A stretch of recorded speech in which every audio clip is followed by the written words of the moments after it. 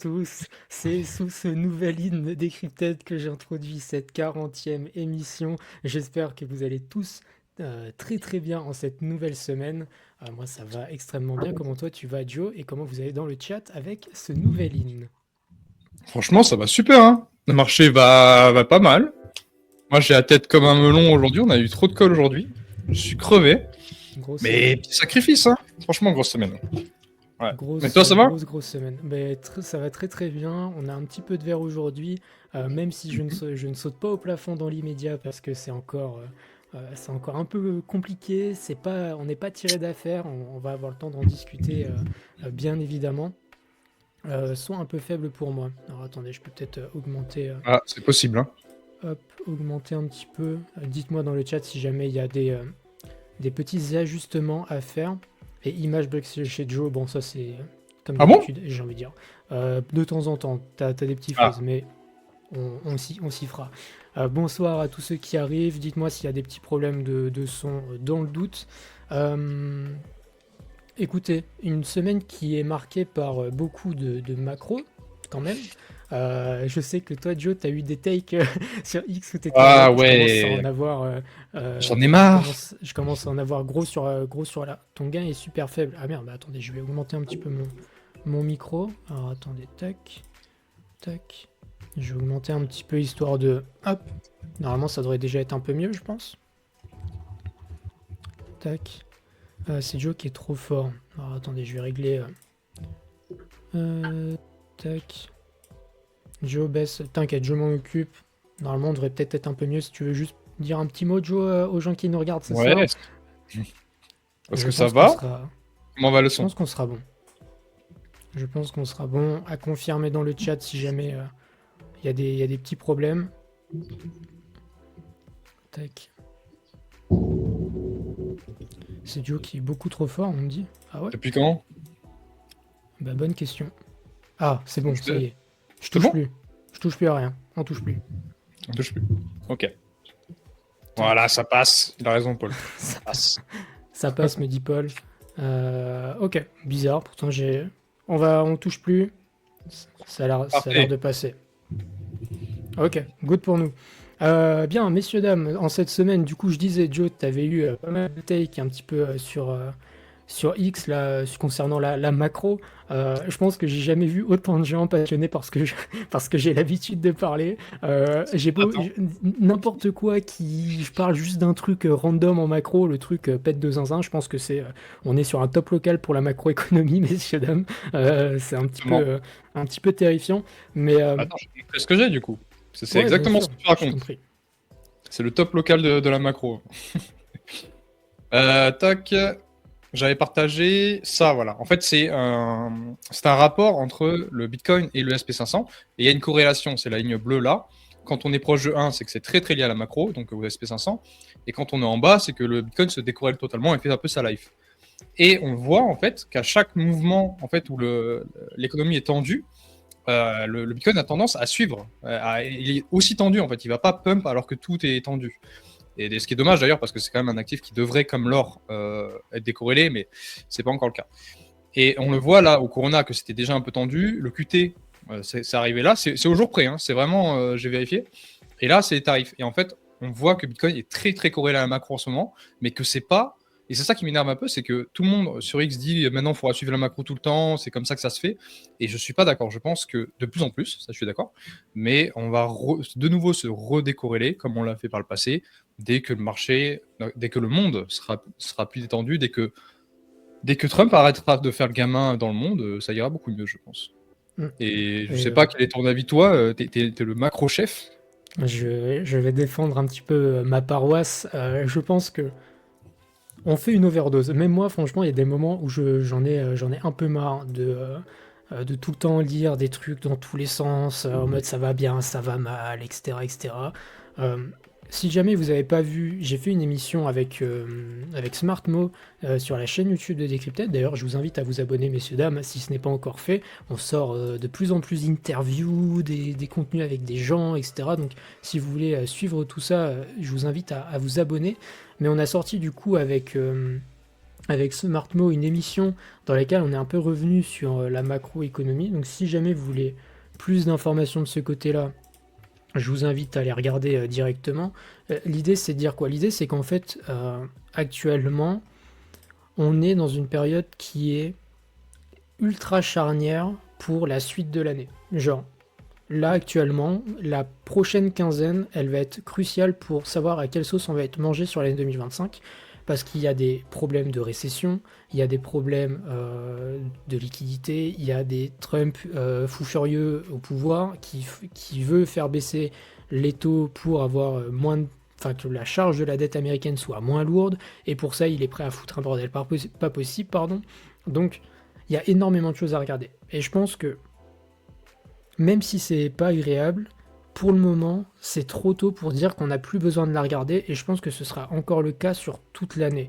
Après, Mm. quand on aura une période macroéconomique qui sera beaucoup plus sympa, solide, etc., dans laquelle on pourra se projeter, parce que pour le moment, c'est difficile de se projeter, euh, à partir de ce moment-là, je serais d'accord pour dire qu'on peut un petit peu esquiver la macro, mais moi, sur cette année, je suis en mode en tout cas, là, à minima jusqu'à la fin du premier semestre, je suis en mode, il y a trop de choses importantes pour qu'on n'ait pas les yeux rivés dessus, parce que si la récession, elle doit arriver, elle arrive sur ce semestre, les baisses de taux, c'est ce semestre, les données macro, bonnes ou mauvaises, les plus cruciales, c'est ce semestre, donc, désolé, mais pendant les 3 prochains mois, je continuerai à vous partager des trucs avec des trucs Macro. macroéconomique, quitte à vous prendre la tête avec, parce que malheureusement, c'est vraiment crucial actuellement, et c'est pour ça que actuellement, en fait, c'est difficile d'avoir une position. Alors, je sais que toi,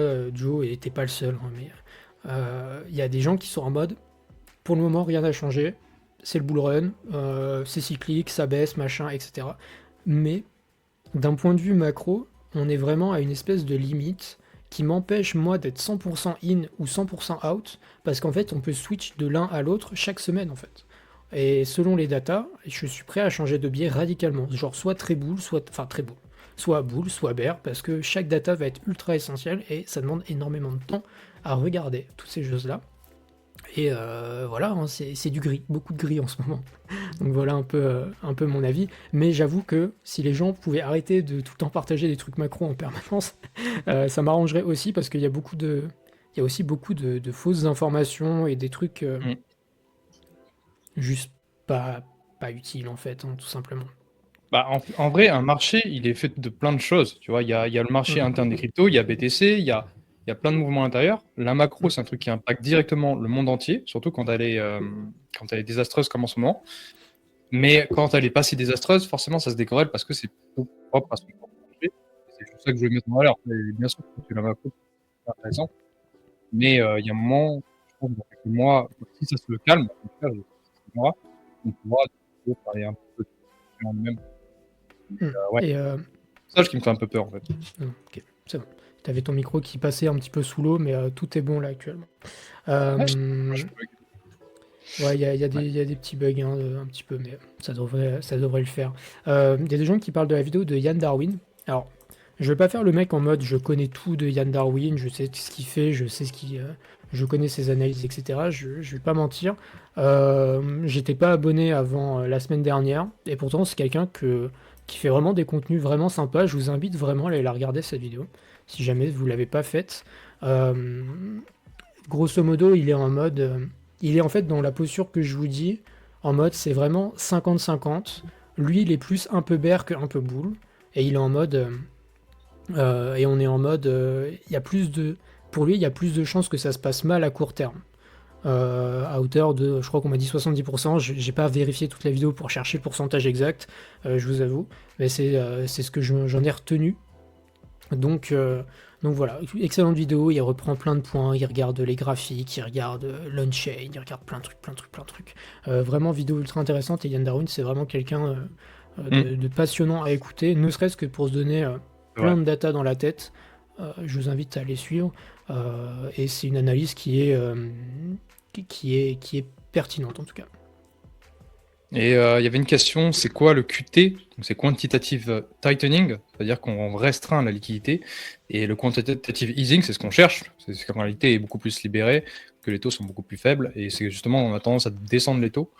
Et voilà, le QT, c'était la zone que j'avais marquée, c'était fin 2022. C'est quand on a en fait, comme on a trop imprimé en 2020 et 2021, on est parti en QT. Et ça, les marchés n'ont pas apprécié parce que ça veut dire beaucoup moins de liquidité, tout le monde vend. Et voilà, c'est souvent un petit peu des mouvements de panique. Mm. Voilà, voilà. Merde, j'ai pas Exactement. recliqué. Hop. Donc voilà un petit peu dans le contexte dans lequel on fait ce live, période un peu charnière sur les marchés. J'en parlerai rapidement sur l'analyse technique, mais même l'analyse technique, elle est un petit peu charnière. Il n'y a pas grand-chose. En fait, il n'y a rien de strictement positif, hein. Alors, on a fait des bougies vertes aujourd'hui, ça oui. Mais fondamentalement, les structures, elles sont pas spécialement très belles. Enfin, elles sont pas plus belles qu'il y a 15 jours, en fait. On n'est pas spécialement mieux. Donc, c'est pour ça. Faut être prudent. Faut pas foncer tête baissée. Et que, quitte à. Et c'est toujours la même chose, hein. C'est à quel point vous allez risquer votre capital à partir de maintenant. Pour moi, être 100% in maintenant, c'est trop compliqué. Genre, à chaque fois, je dis toujours la même chose, c'est ce qui compte, c'est de bien dormir la nuit. Moi, aujourd'hui, si j'étais 100% in, je serais en mode, je dormirais pas bien la nuit. Donc, parce qu'il y a trop de choses importantes pour être in 100% et être vraiment serein. En tout cas, c'est mon avis. Euh, et ça peut durer plusieurs semaines en fonction de ce que Trump fait. Ça peut durer encore un bon moment. Donc, voilà, patience. Je vous parlerai des zones vraiment clés qui constitueraient pour moi une vraie reprise haussière, ou en tout cas des moments où je me sentirais serein dans le marché, où je me dirais que là, ok, on peut y aller, là j'ai des signaux positifs, etc. J'en parlerai un petit peu plus tard, mais pour le moment, on va pas s'exposer des masses et on reste vigilant. Voilà un petit peu l'état d'esprit dans lequel je suis cette semaine en tout cas. Je sais pas toi ton avis Joe, je sais pas combien t'es in en pourcent, 100%. Ouais, pas loin. Ouais, ouais. Non, moi, je suis assez confiant en vrai. Et puis, après, c'est voilà, la macro, je vois un peu ce qui se passe. Et évidemment que ça m'inquiète un petit peu, mais je suis assez confiant quand même sur la résilience du marché. Je trouve qu'on a quand même très, très bien réagi parce que peut-être que les gens n'ont pas vécu ça, mais j'ai vécu des moments où le SP500 a drop. Et en général, quand le SP500 drop, le marché se casse la gueule, mais d'une violence. Il suit fois 3 ou fois 5 par rapport à sa liquidité, c'est normal. Et je trouve que j'ai l'impression qu'on est en train d'épuiser les vendeurs. Je ne sais pas combien de temps ça va durer parce que j'ai pensé à ça aussi quand on était à 90K, donc ça peut bien évidemment descendre. Mais je sais pas. Pour le moment, je suis plutôt zen. Et puis moi, de toute façon, je suis là sur du long terme. Je pense que c'est des actifs qui vont se valoriser. Et j'ai que des actifs qui sont assez majeurs. Je suis très peu exposé sur des trucs un peu dangereux parce que c'est des trucs qui peuvent crever en un an. S'il Ok, n'y a pas de hausse. bien sûr. Ok, Mais bah, justement, je voulais montrer mon petit post. Alors pareil, hein, j'ai des takes. Les gens, ça les énerve, mais en même temps, c'est des takes qui sont à l'encontre de ce que pense la majorité du marché en ce moment. Et je trouve que ça vaut le coup justement de les avoir. Et tu vois, en ce moment, je vois tout le temps des posts de gens qui prédisent que ça va chuter encore plus loin. Et c'est exactement les mêmes posts qu'on avait, qu'on disait que ça va remonter encore plus haut. Et ces gens-là qui disaient qu'on allait pumper, on leur a attrapé leur veste quand ça a dump, ce qui est bon, pas tout à fait legit, mais voilà, c'était attendu. Et je pense que si jamais on pump, ça va être la même chose en fait. Tu as toujours des gens qui vont se placer sur le côté bull maxi parce que ça leur fait faire des stats. Tu as des gens qui vont se placer sur le côté bear maxi parce que ça leur fait faire des stats. Et actuellement, je vois trop de gens bearish. Si on parlait pas de macro, tu vois, si la macro n'existait pas, je serais ultra bullish.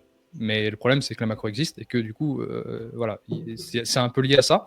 Mais en tout cas, je trouve que le marché en lui-même, juste la crypto, bah là, on a ce qu'il faut pour partir, quoi. Parce que les gens sont. Juste, ils y croient plus, quoi. c'est Vraiment, vrai que en termes de sentiments, on est au ras des pâquerettes. Je pense qu'on peut pas être plus bas. ouais, c'est ça. Néanmoins, je tiens quand même à dire un truc, même si on a un rebond à court terme, il faut être vigilant, hein. C'est pas parce que, Mm. même si on va à 90 000, mollo, parce que ça fait partie des zones qui seront des zones de combat, en vrai de vrai. Donc, Voilà, encore une fois, pas besoin de... moi, très honnêtement, en ce moment, je suis vraiment sur du Bitcoin et du hype. Voilà, Mm. je fais mes réserves stratégiques, je fais ma part de travail là-dedans. Donc, voilà, faut Mais même, aussi... mm, Oui, vas-y, je t'en prie. même à 107K, tu peux avoir le même discours, hein, parce qu'on peut très bien double top et puis ciao, ciao la cave. Absolument, absolument. Mais en Après, même temps, bah, entre... c'est ces moments qu'il faut vraiment penser à sortir en fait. C'est plus intéressant de sortir sur des ah oui, rebonds mais ça que fait sur des partie des bottoms. scénarios que... Ça fait partie des scénarios que j'envisage. Je pense qu'un rebond, là, à court terme, il est relativement possible. Par contre, la durée du rebond est tout aussi importante. Parce que on peut avoir un rebond, disons, c'est quoi? Je vais montrer les graphes. En fait, quand il y a deux scénarios macro, il y a le scénario où on arrive globalement à se dire que bon, bah en fait, on a encore abusé, la récession, elle arrive pas maintenant, etc., etc. Qui peut redonner un soulagement sur les marchés. Alors, je peux prendre le marché crypto et je peux prendre le SP500. Que les deux ont des scénarios qui peuvent être similaires, dans le sens où, tac, par exemple sur le SP500, on a laissé des gaps. Alors peut-être je vais mettre en 1 heure juste pour que les gaps soient visibles. On a laissé des gaps. Donc ça peut motiver le fait qu'on aille faire un rebond. En plus, je sais qu'il y a des analystes chartistes qui diraient qu'on a fait que le RSI était super bas, etc. Donc il faudra regarder la force d'un rebond potentiel. C'est pas impossible qu'on y aille, hein, très honnêtement, ici. Mais en fait, il y a beaucoup de résistance ici sur le SP500 qui constitue des moyennes mobiles, des retracements de Fibonacci, etc. etc. Toute cette zone-là où il y a les gaps, c'est une zone de bataille. Et pour moi, du moment qu'on ne se sera pas installé durablement au-dessus ici, j'aurais du mal à être positif. Et c'est la même chose sur les cryptos. Que je prenne le total ou que je prenne Bitcoin, mais Bitcoin c'est un peu plus parlant. Hop, tac. Pour le moment, la structure Bitcoin elle est toujours en tendance baissière, hein. Je veux dire, on n'a pas reverse très très proprement. Enfin, aujourd'hui, on essaye de faire quelque chose qui est plutôt sympa, mais la trend fondamentale elle est toujours baissière, hein. On est toujours bloqué par le H4 ici. Et encore une fois, on est en train de travailler une zone de résistance. Toute cette zone, c'est des zones de résistance. Il y a le bad range qui nous servait entre 100 000 et 90 000 qui se situe là. On a les moyennes mobiles en H4 ici. On a la moyenne mobile daily ici. Et du moment qu'on ne s'est pas installé durablement au-dessus de cette zone, j'ai du mal à être positif, pour être honnête. Et bien sûr qu'on reprenne à minima au moins ce high et qu'on s'installe vraiment dans cette zone. Et entre-temps, je suis vraiment en mode, à la limite, j'achète du Bitcoin parce que du Bitcoin à 80 000, j'ai envie de dire que dans tous les cas, du Bitcoin à 80 000, je ne serai jamais perdant dans ma vie. Donc à la limite, je m'en fous. Et pourtant, je reste quand même ultra prudent sur les expositions alt ou ce genre de choses. Ou pareil, je n'ai pas envie de me surexposer parce que en cas de scénario récession qui se mettrait en place, on souffrirait beaucoup sur n'importe quel actif, que ce soit un SP ou n'importe quoi d'ailleurs. Pour le moment, on a fait moins 10% de baisse à peu près. Tac. Mais en cas de scénario récession, très honnêtement, si on a vraiment des mauvaises news qui s'enchaînent, on pourrait reperdre 10 à 15% supplémentaires largement. Ça, ça pourrait être vraiment saignant. Donc c'est pour ça que, attention les mirettes, les prochaines semaines vont être vraiment clés.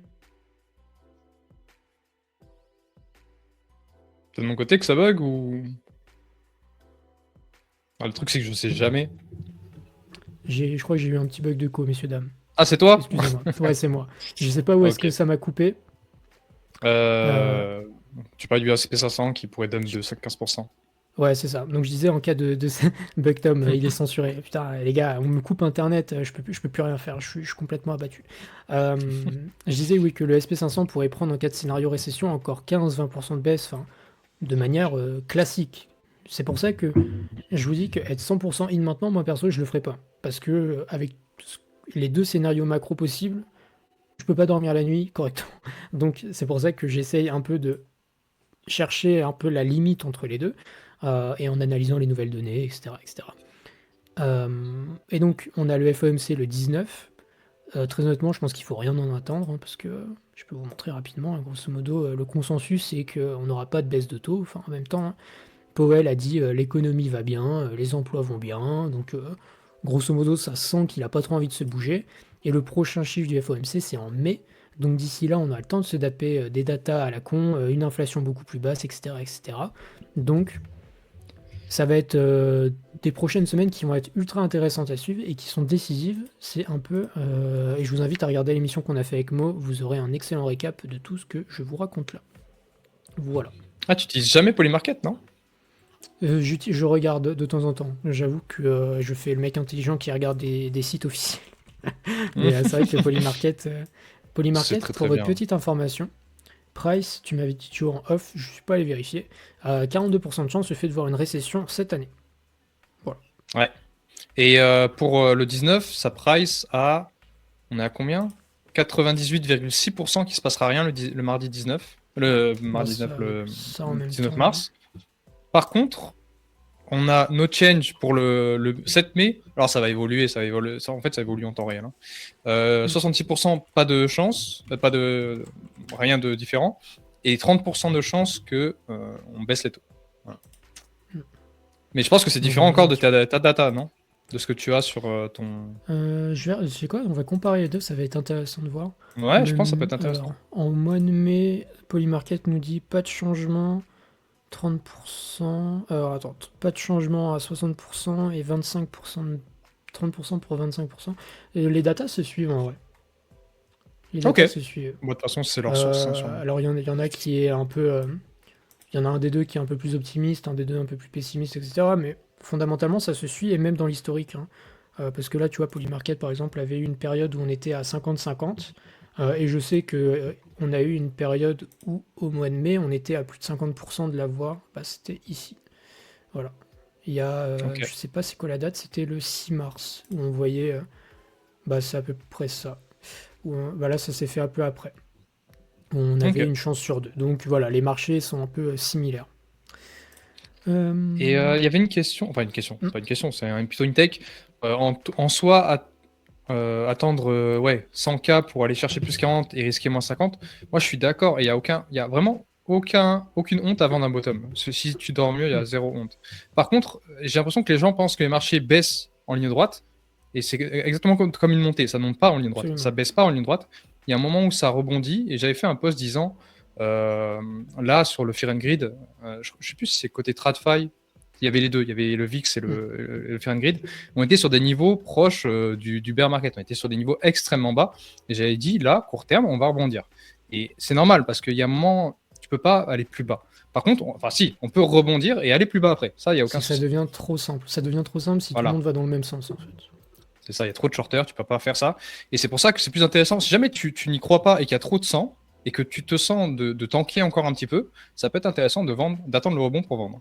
C'est pas garanti, et ça dépend à quel niveau tu es, parce que potentiellement ton rebond il sera plus bas que le moment où tu as pensé à vendre. C'est des risques, mais en tout cas, de toute façon, le marché c'est complexe, hein. C'est tellement complexe. Mais juste pour dire que voilà, ça descend pas en ligne droite, et que plus il y a 200, plus ça va rebondir en fait. Au moins court terme. Absolument. Et si jamais tu veux des réponses, Paul, à pourquoi est-ce qu'il y aurait une récession, je t'invite à vraiment regarder l'émission macro qu'on a fait avec Mo, qui est dispo sur la chaîne YouTube de Decrypted. T'auras tout à l'intérieur. Voilà. Et écoutez, messieurs, dames, je pense qu'on peut peut-être commencer du coup avec les news. En plus, on a eu une grosse semaine, hein, pour une fois. Ouais. Là, le marché s'est un peu excité. On sait pas trop pourquoi, mais on a pas mal de choses à vous partager. Accrochez-vous, ça va barder. Tac. Je vais commencer. Hop. Si tu veux commencer, peut-être, Joe? Bah allez, hein. J'ai rien préparé. Je découvre les news. Voilà. On a Eigenlayer, le restaking qui arrive sur OKX Earn. Donc ça c'est très bien parce que ça permet de développer leurs produits, enfin en tout cas le rendement qu'ils font sur des plateformes de sexe, et c'est parfait. Moi je trouve que c'est très bien, ça permet d'attirer encore plus de liquidité. Qu'est-ce que j'ai d'autre? On a, alors ça vient avec cette news, bon c'est pas grave. On a ZK-Sync, alors ça tu le savais pas Tom, tu m'as dit en off. ZK-Sync qui dit avoir amené 2 milliards ou 4 milliards de TVL sur le service qui s'appelle, j'ai oublié le nom, ils ont un service, en fait ils ont leur propre service RWA, c'est pas un projet à part, c'est leur service. Et ils disent avoir amené 2 à 4 milliards sur ce projet RWA, comme quoi il y aurait énormément de TVL et tout. On peut aller voir d'ailleurs sur RWA XYZ. Pour vous dire, c'est un truc qui date un petit peu parce que j'étais obligé de l'enlever quand je regardais les private credits. J'étais obligé de l'enlever parce que c'était juste moche sur la chart et que je savais que c'était bullshit. Du coup, j'ai dig. Alors, je vais vous montrer. Tac. Non, vraiment, mon ordi, il est catastrophique aujourd'hui. Tac. Voilà, c'est ça. Ça, c'est le noir. Et c'est tradable. Voilà, tradable. Et du coup, je suis allé regarder et en fait, il n'y a absolument rien de on-chain. C'est pour ça que si vous allez sur Defilama, il n'y a rien. Il n'y a que RWA parce que RWA XYZ ne vérifie pas vraiment ses sources, il faut le savoir. C'est pour ça qu'il y avait Figure d'ailleurs. Figure qui est un truc, c'est une blockchain privée, on ne sait pas du tout d'où vient toute cette liquidité. C'est bullshit au possible. Et Tradable aussi. Tradable, c'est juste, en fait, ils ont des assets qui sont off-chain, ils font des crédits off-chain. Juste on-chain, ils ont la preuve qu'ils les ont fait. Mais du coup, il n'y a aucune liquidité on-chain. Donc, il n'y a aucune TVL. Donc, c'est complètement bullshit. Et ça a été dit dans le post dessous, je crois, si je vous remonte. C'est ça qui m'a mis la puce à l'oreille. Voilà, il y a un mec de chez Polygon qui explique. Et du coup, j'ai revérifié derrière parce que c'est pas dit clairement comment ça marche. Donc, il a fallu que je digue et tout. C'était ultra chiant. Et voilà. Ok, Bullshit. bah, ultra intéressant. Ouais, c'est intéressant. Mais en vrai, avec les Comme RWA, on peut tout dire, tout faire croire. C'est une dinguerie. C'est ouf. C'est ouf. Ouais. Taï, je me permets moi d'enchaîner avec un petit peu tout ce qui sera relié d'un point de vue à macro, les instits et tout ça. Le président du Nasdaq qui a annoncé l'arrivée du trading 24-24. Alors c'est pas 7 sur 7, c'est 5 sur 7. Voilà, on l'a juste ici. Moi je trouve ça marrant qu'on vienne s'inspirer de ce que fait de mieux la crypto, c'est-à-dire un marché qui ne s'arrête jamais. Alors, ça forcera peut-être un peu plus de gens à travailler de nuit. Je me souviens, je sais plus où est-ce que j'avais lu ça, un commentaire qui disait on va réinstaurer les 3-8 au Nasdaq, ça me fait beaucoup rire. Euh, voilà, je trouve ça cool de voir que Attends, ça s'inspire de la crypto. je te coupe, mais est-ce que tu as vu mon post sur le Nasdaq et Solana? Non, T'as pas vu? non. Bon, c'est un truc bearish, hein. Si vous voulez des arguments bearish, là c'est le moment. On a Solana qui est valorisé actuellement plus que le Nasdaq, alors qu'elle se vante d'être le Nasdaq on-chain. Sauf qu'à son top, Solana faisait 10% du volume de Nasdaq et avait 10 fois plus en coût de sécurité, parce que le Nasdaq coûte beaucoup moins cher à maintenir. Voilà, faites-le comme vous voulez. On est peut-être un peu surévalué. Voilà, c'est possible qu'on parte en bear market. Ça, je l'entends. Ah mince. Ah là, c'est Eh gênant mince. là. Ah mince, C'est un peu gênant. Hein. C'est un peu Ah, c'est gênant. gênant. Non, mais il y a d'autres trucs. Bon, bref.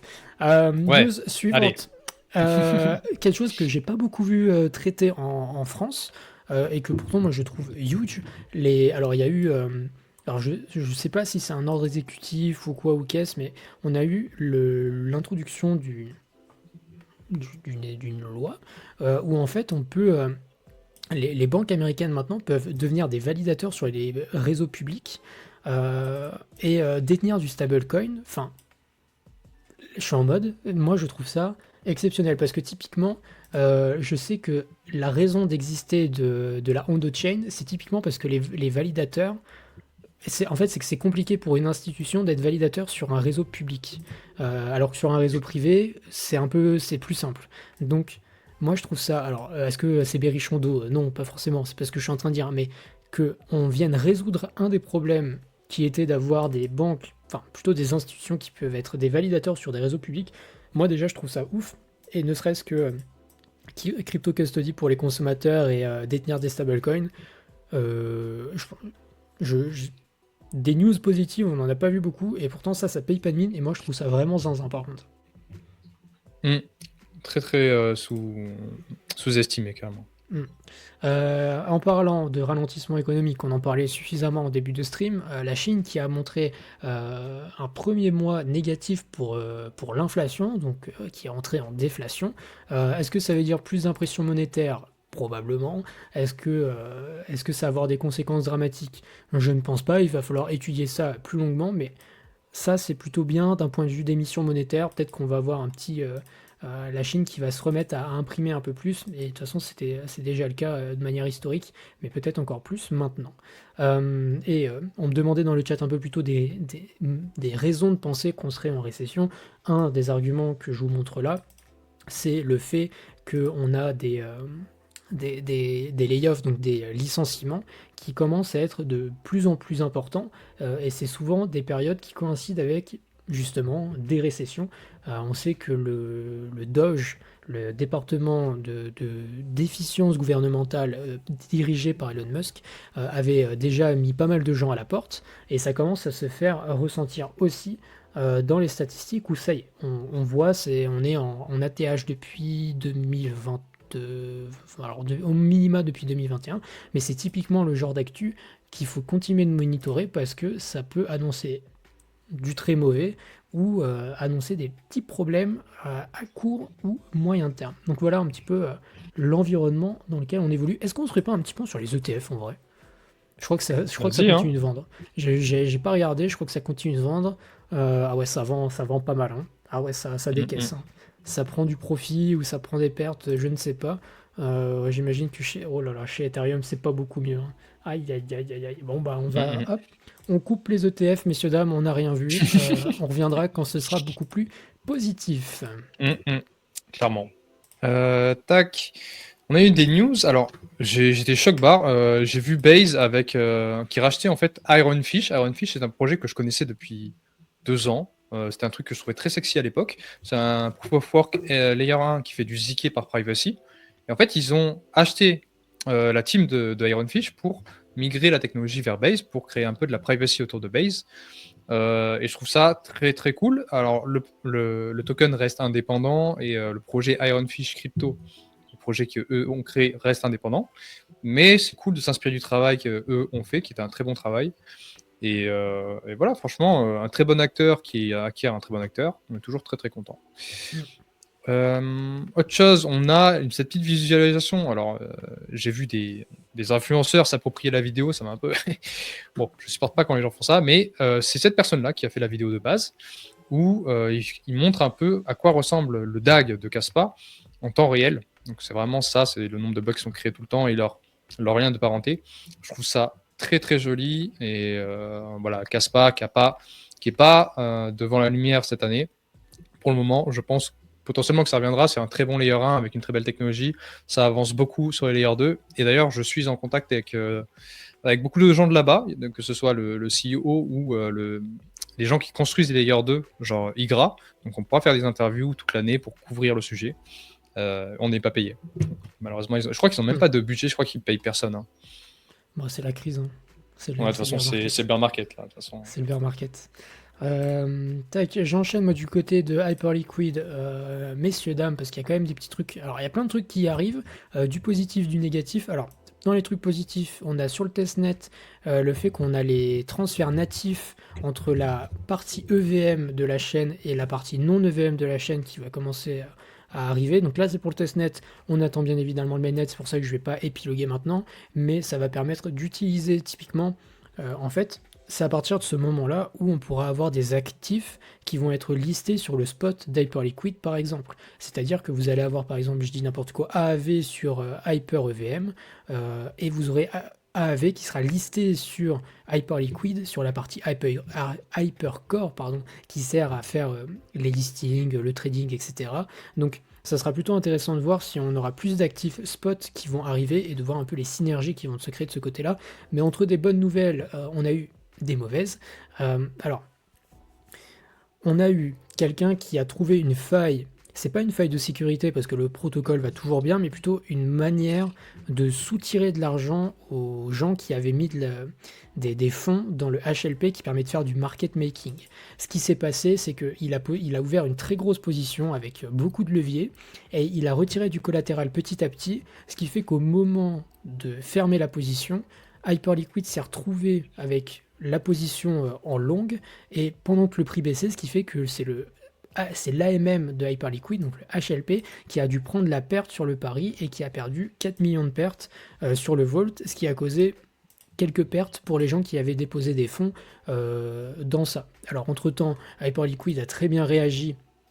Alors a très bien réagi, ça c'est une opinion personnelle, mais je trouve qu'ils ont réagi vite et avec des bonnes mesures où ils ont d'abord dit qu'ils allaient réduire un petit peu le levier en attendant de mettre d'autres mesures en place. Et ils ont dit que maintenant, quand il y a des gens qui essaieraient justement d'enlever le collatéral de leur position, ils leur demanderaient quand même de laisser 20% de marge quand c'est des très grosses positions euh, pour en fait réduire le levier et que la personne laisse quand même des fonds sur Hyperliquid et qu'on évite ce genre de situation. Donc voilà un petit peu où on se situe du côté d'Hyperliquid. J'aimerais bien vous montrer peut-être Il paraît que rapidement ça a pas le... mal FUD, hein. Alors il y a eu beaucoup de FUD, moi très honnêtement c'était vraiment du FUD de bas étage. J'aimerais bien vous montrer un petit peu le HLP, comment Mm. est-ce qu'il a... J'avais fait un tweet pour vous montrer que, hop, je change de compte juste, hop, le temps de vous montrer ça. Le HLP qui était à quelque chose comme 480 millions de dollars de fonds déposés par les utilisateurs, qui est retombé à 341 millions. Mais quand on regarde de manière historique, ce genre de baisse, c'est déjà arrivé. Tac. C'est déjà arrivé par le passé, quand il y a eu le FUD pour la Corée du Nord notamment, et même d'autres événements avant. Voilà, sur les dernières 24 heures, on voit qu'il y a un peu plus de gens qui ont redéposé un petit peu de sous, ça commence à remonter. Voilà, si jamais vous avez envie de redéposer de la liquidité sur le HLP pour farmer un petit peu de rendement, c'est toujours une possibilité et je pense que le FUD a fait JIT pas mal de personnes et que le rendement futur, moyennant le fait que ça se passe bien, sera toujours sympa et qu'on reviendra sur des niveaux qu'on connaît déjà. Voilà. Ouais, très très cool. Tac, j'ai des petites news sur Peak. Peak qui est annoncé du jour au lendemain, passé de 6 secondes de block time à 0,4 secondes. En tout cas au-dessus, hein, c'est ce signe. Alors par contre, c'est pas du tout, comme c'est pas un layer 1 smart contract pur, c'est vraiment beaucoup plus pour les machines. C'est juste plutôt une incentive et puis une façon de scale leur layer 1 lié aux machines, tout ce qui est DPIN, RWA, tout ça. Et puis ça va augmenter les TPS de x6. Alors c'est live sur le testnet encore, c'est pas sur le mainnet, ce sera en Q3. Mais voilà, Pix ça avance, j'aime bien la vision. Après voilà, c'est un projet un peu shady. Mais bon, j'aime bien le fait qu'ils avancent et la vision un peu qu'ils apportent. On a LZ Read, donc Layer 0 Read, qui est un... Du coup, alors, on a découvert ça tout à l'heure avec Tom, je maîtrise pas trop le sujet, mais de ce que j'ai compris, ça permettrait à des smart contracts de vérifier l'état, alors l'état, c'est-à-dire ce qui se passe sur notre blockchain, et donc de s'adapter et de créer de l'interopérabilité qui est native. Enfin, native, pas vraiment, mais qui est en tout cas beaucoup plus simple. Et c'est cool, moi je trouve que c'est des trucs dont on a besoin. De toute façon, l'interopérabilité est en train d'évoluer extrêmement vite, et je pense qu'on est à 1 voire 2 ans max d'avoir vraiment une liquidité unifiée sur toutes les blockchains et que juste on se pose même plus de la question de où est-ce qu'on est. Et le jour où ça arrive, peut-être qu'on arrêtera de surévaluer les layers 1. Ça, j'ai écrit un sujet Alors, récemment peut-être. avec Hawk. Alors peut-être, ouais. Parce Alors, que juste peut-être. les infrastructures, c'est bon. Ouais, c'est bon. Ça... Quoi, t'aimes pas acheter des blocs chers beaucoup trop chers par rapport à ce qu'elles venaient? Non. Ah, ok. Non, non. Bon, Franchement, après, t'es attendez bizarre. mon article avec Hawk Research sur la REV. C'est hyper intéressant justement pour comprendre pourquoi est-ce que toute cette mentalité de Fat Protocol Teddy, ça n'a pour moi aucun sens. Mm. Après, c'est le futur qu'on décidera. Et on en parlera dans les contenus de cette semaine. Encore plein de trucs publiés à droite à gauche en permanence. Mm. Tac, j'enchaîne moi du côté de cette fois de Solana. Alors attendez, oui, alors il y a eu une proposition qui Oh putain, oui. visait. Alors je vous la fais courte hein, parce que si vous voulez trouver des vidéos qui en parlent en long, en large, en travers, vous en trouverez, c'est pas le problème. Long story short, ils ont voulu implémenter. Alors je sais pas qui était à l'origine de la proposition, je sais pas si c'est la Solana Foundation ou quoi ou qu'est-ce, mais il y a quelqu'un qui a proposé de réduire l'inflation sur Solana, qu'on fasse quelque chose qui était plus en temps réel en fonction du nombre de validateurs, du nombre de stakers, etc. Long story short, ça s'est pas fait et ça a causé en vrai, ça pose beaucoup de questions sur le modèle de gouvernance, par exemple, où en fait on se rend compte que bah, là, c'est pas passé parce que c'est grosso modo les validateurs qui étaient en mode bah, on va pas réduire l'inflation, c'est ce qu'on gagne. Donc on va pas juste gagner moins d'argent, on va laisser l'inflation comme elle est et tant pis si ça coûte cher. Je veux dire, nous, c'est ce qui nous fait gagner de l'argent, donc on le fait. Et de manière générale, les gens étaient plutôt en mode bah j'ai plutôt envie de réduire l'inflation, ce qui serait très bien pour l'actif Solana. Ça permettrait aussi d'enlever pas mal de Solana qui sont en staking pour sécuriser la chaîne, pour aller peut-être utiliser davantage les applications. Donc Je sais que Joe était plutôt d'accord dans ce sens-là, à dire que c'était une bonne proposition pour Solana, et je pense Hmm. que n'importe qui détient du sol sur le long terme était relativement d'accord avec ça. C'est dommage de voir que le système de Delegated Proof of Stake, quand vous déléguez en fait, quand vous déléguez votre Solana à des validateurs sur Solana, mais c'est pareil sur Cosmos, etc. Bah, en fait, c'est le validateur qui a le pouvoir de vote à la fin. Et du coup, ça crée un petit peu une disparité un peu entre les comment on dit? Les volontés de chacun. Donc c'était intéressant à suivre. Donc pour le moment, pas de grandes nouvelles. À voir dans le futur si jamais on aura peut-être. Je sais que ça parlait notamment du fait peut-être qu'il fallait implémenter un nouveau mécanisme de gouvernance sur Solana, un peu comme le fait Ethereum, tu vois. Donc à voir. Ça va poser beaucoup de questions sur le développement de Solana. Moi j'ai trouvé ça ultra intéressant. C'est pas. Disons que ça passe ou que ça passe pas, c'est pas ce qui va changer ma vie maintenant, mais c'était vraiment intéressant à suivre en tout cas. Mais c'est comme je t'ai répondu, c'est le Cosmos Effect, c'est-à-dire que quand tu mets trop la Mm. gouvernance au centre de la blockchain et que tout le monde décide pour... C'est pas une dApps, c'est une blockchain. Et les gens n'ont pas forcément tout compris de tous les détails techniques. Et les DAO sont pas prêtes en fait. Elles sont pas prêtes et ça crée ce genre de problème. C'est pour ça que Ethereum n'a pas de DAO et que Solana n'en avait pas. Là, c'est pas une DAO, mais bon, c'est du coup du type DPoS. Et c'est vrai que, alors moi, de ce que j'ai compris, c'est plutôt les petits validateurs qui étaient contre que les gros parce que ça les tuerait. C'est pas ça? Moi, j'ai lu le contraire parce que techniquement un gros validateur gagne beaucoup d'inflation aussi, donc Tu vois, c'est ce que dit Klinky. ouais, c'est ce que j'ai vu dans le chat, effectivement. Bah, alors Il me peut-être semble. que j'ai mal compris et dans ce cas-là, c'est my bad, mais en tout cas, la dichotomie entre validateur et utilisateur lambda, c'était une des vraies querelles, entre guillemets. Et aussi la question de la sécurité, moins intéressant pour les instituts, etc., rendement plus imprévisible, comme tu dis. Absolument, ça pose beaucoup de questions, et de toute façon, même au sein de la Solana Foundation, il y avait bah, du coup la chef de la Solana Foundation qui est en mode bon, c'est un peu bâclé notre affaire, non? Est-ce que ça vous dit on le fait pas passer, puis on verra, on fera un truc un peu mieux. Donc bon, écoutez, affaire à suivre du côté de Solana. Ouais, tellement. Qu'est-ce que j'ai moi? J'ai Citrea qui permet de déployer des layers 2 avec l'Optimistic, c'est pas ça? J'avoue que tout ce qui est layer 2 Bitcoin, je maîtrise pas du tout. Faudra peut-être qu'un jour je m'y intéresse. Mais voilà, ça peut. Voilà, je crois que c'est ça. Hein. Depuis Citrea, tu peux utiliser du coup Celestia. Et il y avait une autre news autour des layers de Bitcoin. Il y a BitLayer aussi qui se rapproche de Celestia. Celestia qui se développe pas mal, de façon qui continue d'avoir son networking et tout ça. Mm. Et voilà, on en re-entend parler des layers 2 sur Bitcoin en ce moment. D'ailleurs, je crois que tu as une news là-dessus. Bah, Ça faisait un moment. allons dans le vif du sujet, Starknet qui a annoncé. Alors, en soi, ils n'ont pas annoncé grand-chose. Hein. Il y a beaucoup de blabla pour pas grand-chose. C'est juste dire oui, on va avancer sur le fait de devenir un layer de Bitcoin, etc., etc. La bonne nouvelle, c'est que quand même, ils ont mis en place le fait de devenir un faux layer de Bitcoin dans le sens où ils vont passer par BitVM, qui est une manière un peu dérivée de dire qu'on a un layer de Bitcoin, mais sans que ce soit un vrai layer de Bitcoin, dans le sens où du moment qu'on n'a pas d'OP4, on n'a pas de layer de sur Bitcoin. Donc ils se sont dit, on va avancer sur ce sujet-là avec ce qu'on peut faire à l'heure actuelle. Euh, et alors, ils ont aussi mis en place le fait d'incentiver la DeFi avec du Bitcoin sur Starknet. J'arrive pas à retrouver. Je sais que j'ai vu un tweet passer. Je me demande si c'est pas Abdel qui avait partagé ça, où en fait récompenser. euh, ils vont récompenser le fait d'aller déposer du Bitcoin. Enfin voilà, faire en sorte que l'actif Bitcoin sur Starknet soit récompensé. J'arriverai sûrement pas à retrouver, mais.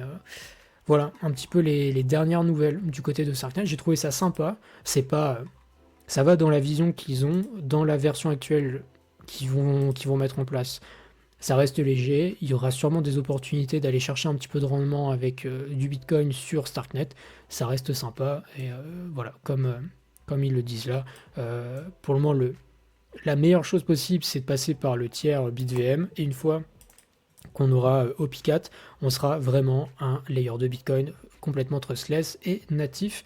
Donc voilà, ils ont fait le parti pris d'aller dans l'entre-deux pour continuer leur vision, pour se dire que ok, on y va, on continue dans ce sens-là. Je trouve ça sympa. Il faut juste le prendre pour ce que c'est, c'est-à-dire, pour le moment, ça reste beaucoup de mots. Et on va avoir un petit peu d'incentive sur Starknet. Ça reste sympa. Et peut-être qu'un jour, on va avoir des vrais layers de Bitcoin, s'il vous plaît. Je vous en supplie, donnez-les-moi. Pour le moment, c'est pas le Carrément. cas. Ok. On a un mort-vivant qui est revenu récemment. On a Space Mesh qui a fait un amas pour expliquer que. Alors, déjà, ils ont dit qu'ils avaient merdé sur la façon dont ils ont géré H9. Ils ont expliqué qu'ils allaient relever de l'argent auprès d'investisseurs, qu'ils allaient faire de nouveaux partnerships, de nouveaux partenariats, surtout avec des projets d'épines, qu'il y avait les Athena qui allaient arriver dans les 4 à 6 mois. Et le plus intéressant, c'est qu'ils vont carrément relancer la Layer 1. Donc ça, c'est un move, c'est vraiment le move de t'as plus le choix, quoi. Moi, je trouve que c'est une excellente idée, mais voilà, ils ont merdé depuis le départ. C'est en fait depuis H9 en fait, et c'est trop dommage. Moi, je me suis gouré plusieurs fois sur des projets en pensant que c'était des bons projets et ça l'était pas. Space Mesh, c'était un bon projet, c'est juste qu'ils ont très mal géré. Mais ils avaient les cerveaux, les moyens et la vision de faire un truc très très cool. Et juste, ils ont merdé. Je suis pas sûr que ça survive, mais au moins, c'est intéressant de voir que en fait, c'est la seule solution qu'il y a actuellement. Relancer, ça fait des mois que je dis qu'en plus, on avait fait une interview avec Tomer Rafuk, qui est du coup CEO là-bas, ou CTO, et qui disait justement, qui évoquait cette possibilité, et il n'y avait que ça à faire. Tu peux pas faire autre chose. Donc, au moins, ils vont le faire. Mais encore une fois, de toute façon, Space Mesh a tellement terni son image que je doute que ça mène très loin. Par contre, ça a au moins fait pump temporairement le token. Peut-être que ça va lui recréer une seconde vie, mais le revoir à $6, c'est peut-être pas pour demain, quoi. Voilà. Permettez-moi d'émettre quelques doutes, bien entendu. Petit doute. J'ai une petite note news, comme ça on enchaîne un petit peu. J'ai Supersol, une native layer 2, donc c'est une layer 2 sur Solana qui n'a pas de fragmentation, qui tout le monde s'en branle de eux, visiblement. Ils ont fait 56 en stats là. Et mais bon, c'est intéressant. Par contre, moi, ce que je trouve vachement intéressant, et ça fait partie de l'article qui va sortir sur Oak Research bientôt, c'est les AS, les App Specific Sequencing. Voilà, c'est pas les Q. Et ce qui est très bien, c'est que ça permet de séquencer. En fait, si tu as une application, tu regardes Jupiter. On va prendre Jupiter, on va prendre Radium.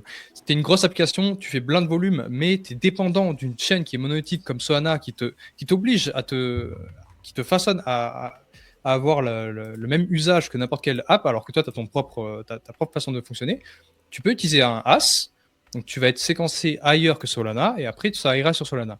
Ça permet de rediriger la MIVI vers toi, donc tu gagnes de l'argent en plus de ça, et ça permet de maîtriser un peu son environnement.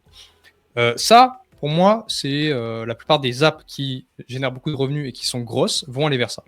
On a vu récemment, par exemple, il y a eu Jupiter qui s'est barré pour faire sa layer 1 parce que justement, elle ne maîtrise pas son exécution. Parce que le problème avec le monolithique, c'est que tu ne maîtrises rien. Et à partir du moment où tu es une grosse app, tu as envie de maîtriser, tu as envie de générer un maximum de revenus, tu as envie de maîtriser ton environnement. Et je pense que ce genre de truc, on va le voir de plus en plus souvent.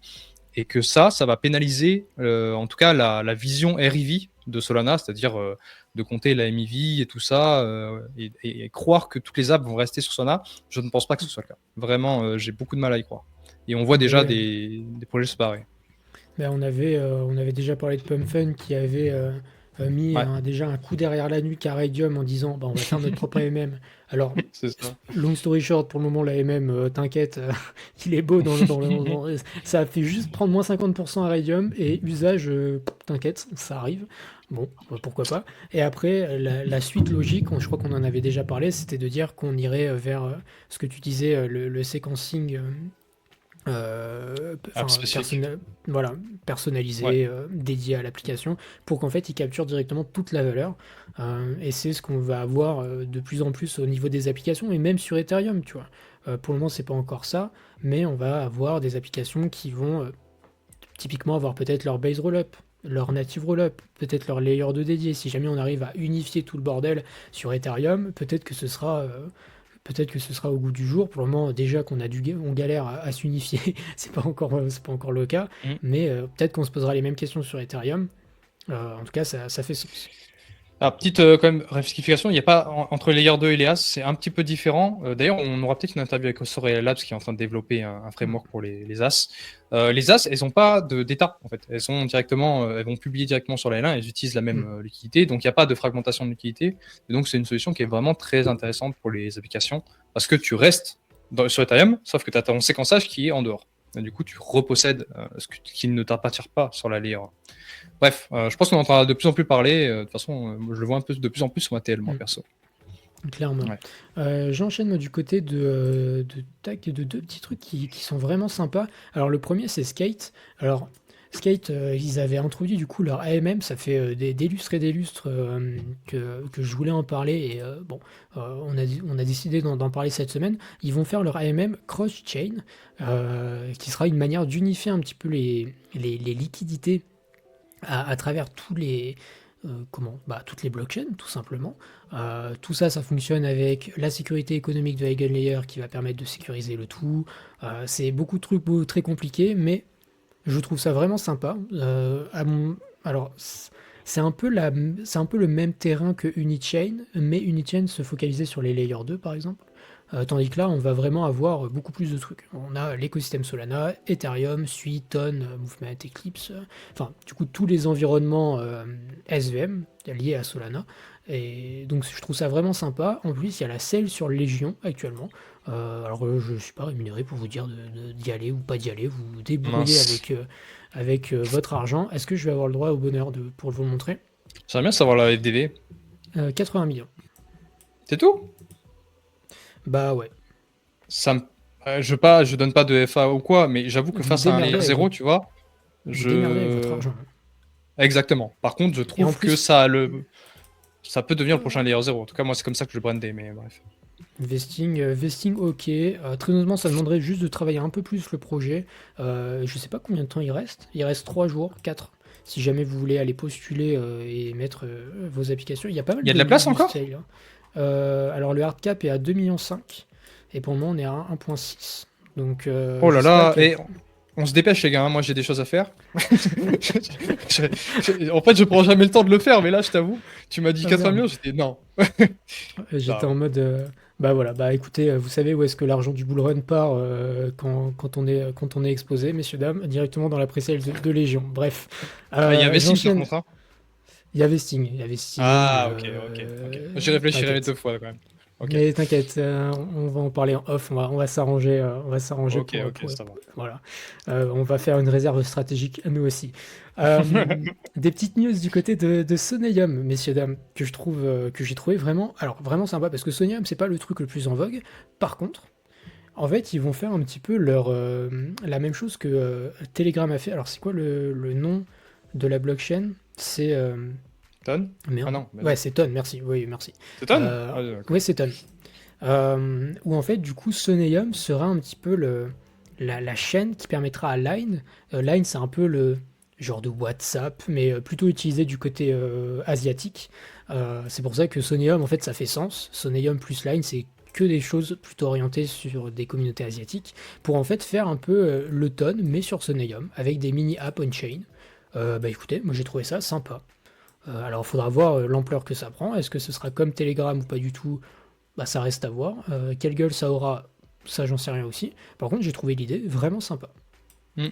Mais il y avait Mathis qui disait il se passe rien sur Soneium, et en vrai, il se passe pas rien, c'est juste qu'ils ont une façon de fonctionner qui est très Web 2.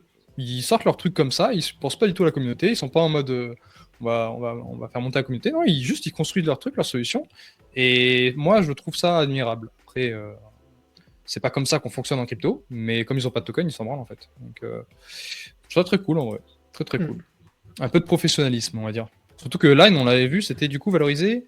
Plusieurs Alors milliards. c'est sorti à 7 milliards sur l'IPO en 2016 et de ce que j'ai lu aujourd'hui ça tourne autour des 13. Et il y avait 100 millions de comptes apparemment. Et il y avait Donc, 100 millions d'utilisateurs, donc quand même un gros acteur. Ok. On a un peu FUD Solana. J'ai pas le droit aujourd'hui de partager mon écran. Il y a des joueurs comme ça. C'est vrai, on n'a pas le droit au bonheur. Hop là, tac. Non. Ah bah merde, je peux le supprimer mais pas là. Ah voilà. Ok. On va parler de Solana en bien, parce que moi je suis quand même bully sur Solana, bien On évidemment. va pas faire ça, tu vas pas pour malade. Je suis mitigé, mais il y a un côté de moi qui est très bullish quand même. Il disait du coup que maintenant que la proposal n'est pas passée, ils vont se concentrer sur des trucs. Alors c'est juste un message, ça ne veut rien dire. Et en plus c'est Helium, c'est Meurt, c'est même pas Tolly, mais bref.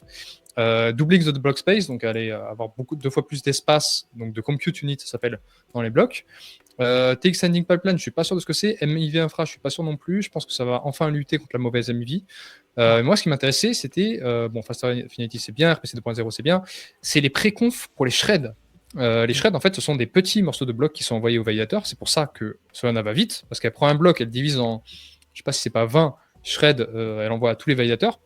Ça permet d'aller beaucoup plus vite, de valider beaucoup plus rapidement. Et ces shreds-là, en fait, ils sont réalisés en 25-30 millisecondes. Donc, si jamais ils arrivent à faire des pré-confs pour les shreds, on pourrait avoir une réaction qui soit instantanée. En fait, ce serait du méga ETH sur Solana, en termes d'expérience. De ce que j'ai compris. Moi, j'ai que ça comme phrase. Hein. Je me démerde après pour comprendre. Mais pour moi, c'est ça. La gueule du tweet, faut tirer les verres du nez, bon. hein, je vous rappelle. Non, mais moi, je trouve ça vraiment cool. Parce que, en fait, la vision de Solana, déjà, ne serait-ce qu'avec la proposition qui visait à baisser l'inflation et par extension, il y aurait eu moins de validateurs quand même. En fait, la vision de Solana, c'est vraiment d'être en mode, ok, bon, il commence à y avoir un peu de monde qui commence à aller vite. On n'aimerait pas prendre trop de retard non plus et qu'on soit vu comme des mecs lents. Je crois qu'on en avait déjà parlé la semaine dernière, où tu disais qu'en termes de ressenti, c'est vrai que Solana, parfois, c'est long. Alors, aussi fou que ça puisse paraître, mais quand tu le compares à des choses comme... on disait ne serait-ce que Sui, Aptos, etc. Solana, des fois, ça traîne un peu la patte. Donc, ils sont en mode, ok, bon, bah, on va essayer d'être le plus rapide possible en augmentant encore plus ce qu'on sait faire. Et des préconfs sur les shreds, ça pourrait être vraiment cool parce que avoir 25-30 millisecondes, certes, en tant qu'utilisateur, vous n'allez pas avoir spécialement une grande différence avec quelque chose comme 100 millisecondes. Par contre, en termes de use case, là, c'est une autre histoire, parce que plus vous réduisez la latence, plus vous pouvez faire des applications qui fonctionnent en temps réel. C'est typiquement le créneau que MegaETH a pris. MegaETH, c'est 10 millisecondes. Si Solana tombe ne serait-ce qu'à 50 millisecondes en pré-confirmation, ça pourrait donner des nouveaux use cases et vraiment une nouvelle jeunesse à la chaîne. Donc, affaire à suivre. Pour le moment, de toute façon, je pense qu'on en est encore très très loin, pour être honnête. Mais ça reste sympa, la vision est cool. Mais même pour l'utilisateur, je pense que ça changera en réalité, parce que tant qu'on n'a pas une expérience Web 2, tu vois, tu cliques sur un site, il s'ouvre. Actuellement, sur la blockchain, tu cliques sur envoyer une transaction sur Solana, bah t'attends pas très longtemps, mais t'attends. Et ça, il y a un moment où les utilisateurs, ils en peuvent plus. C'est pour ça que moi, quand j'ai essayé Sui, je me suis dit, waouh, ça change les choses. Et peut-être que ça pourrait permettre tu envoies une transaction, bim, c'est envoyé. Parce que le seul truc, la seule limite, c'est la vitesse de la lumière. Une confirmation, c'est juste un mec qui prend la sécurité économique de ton envoi en te disant c'est sûr que ça passera. Donc tu n'es plus du tout limité par un consensus, ce consensus se fait après. Voilà, donc à voir, je sais pas si ce sera comme ça. Absolument. J'espère. Moi, j'enchaîne des petites news du côté de Aptos. Alors, c'est juste un tweet du coup du CEO qui a dit qu'on aurait justement, on disait dans la course à avoir une latence la plus basse possible, on pourrait voir cette année, alors quel horizon je ne sais pas, mais 100 millisecondes moins de 100 millisecondes de latence sur le layer 1 Aptos, ce serait quand même plutôt impressionnant pour un layer 1 parce que ne serait-ce que maintenant, c'est des choses qu'on ne voit pas du tout sur un layer 1. Déjà qu'on a du mal à tomber sous les 200. disons 200, 250 millisecondes avec des Atos et Sui. Si on arrive à tomber sous les 3 chiffres, ce serait vraiment impressionnant. J'ai hâte de suivre ça. Et ensuite, on a eu AAV qui a annoncé le projet Horizon. Alors, ça a beaucoup fait parler. Il y a eu la proposition, enfin plutôt la température check qui est passée sur la gouvernance. J'ai lu.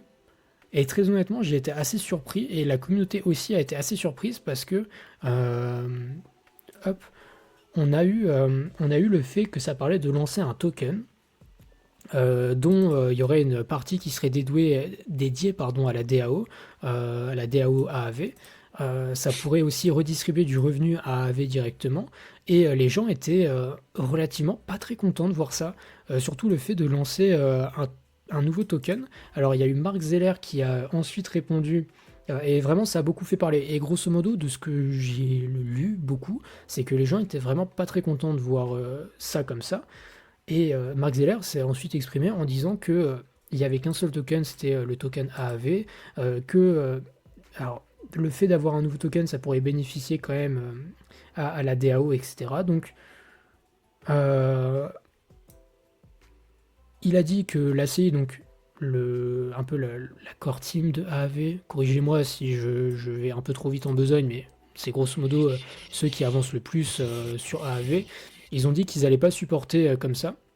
Donc c'est plutôt, je pense qu'ils sont arrivés en disant, bon allez, ça va plaire, c'est un produit institutionnel. Ah oui, parce que j'ai pas précisé, c'est censé être un produit RWA Horizon, donc orienté avec des emprunts pour les instits, etc., etc. Avec, en gros, ça fonctionnerait un peu comme un sign-up pour ceux qui connaissent, où en fait on va déposer des USDC et il y a des parties qui peuvent prendre nos USDC pour les faire travailler. Ça fonctionnerait grosso modo à peu près comme ça.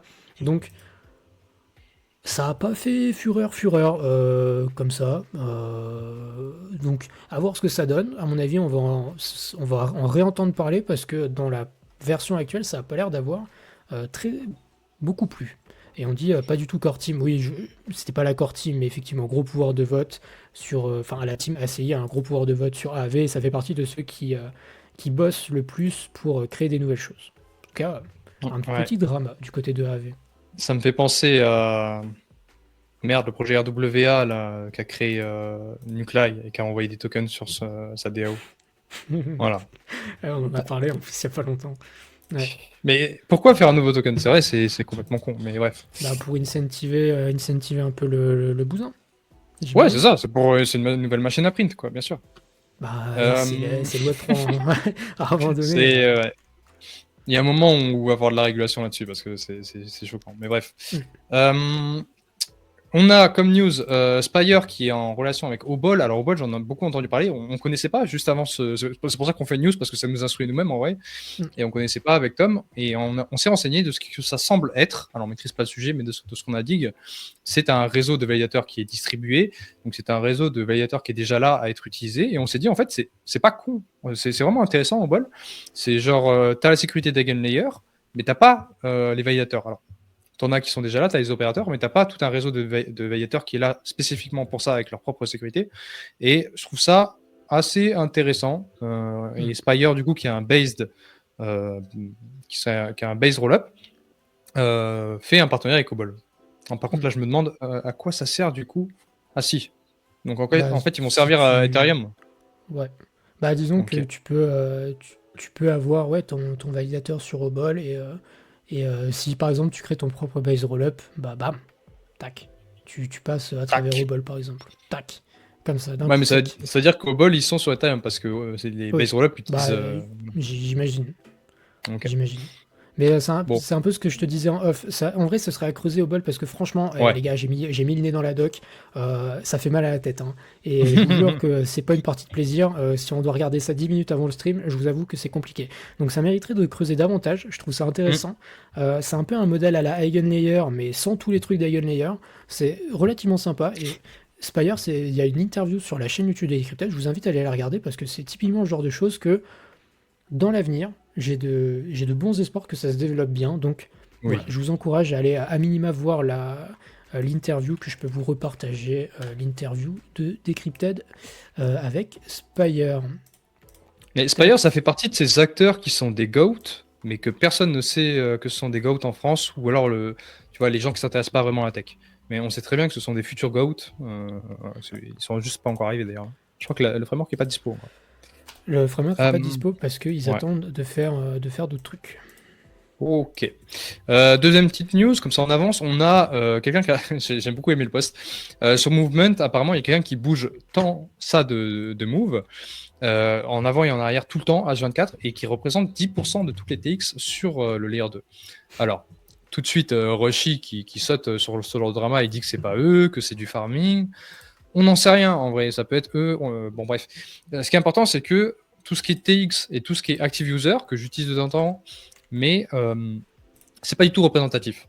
Surtout dans des blockchains qui aujourd'hui ne coûtent rien en TX, c'est trop facile à falsifier. Ce qui est pas facile, c'est la TVL, c'est le volume et c'est la TVS. Ça, ce sont des bonnes valeurs à vérifier.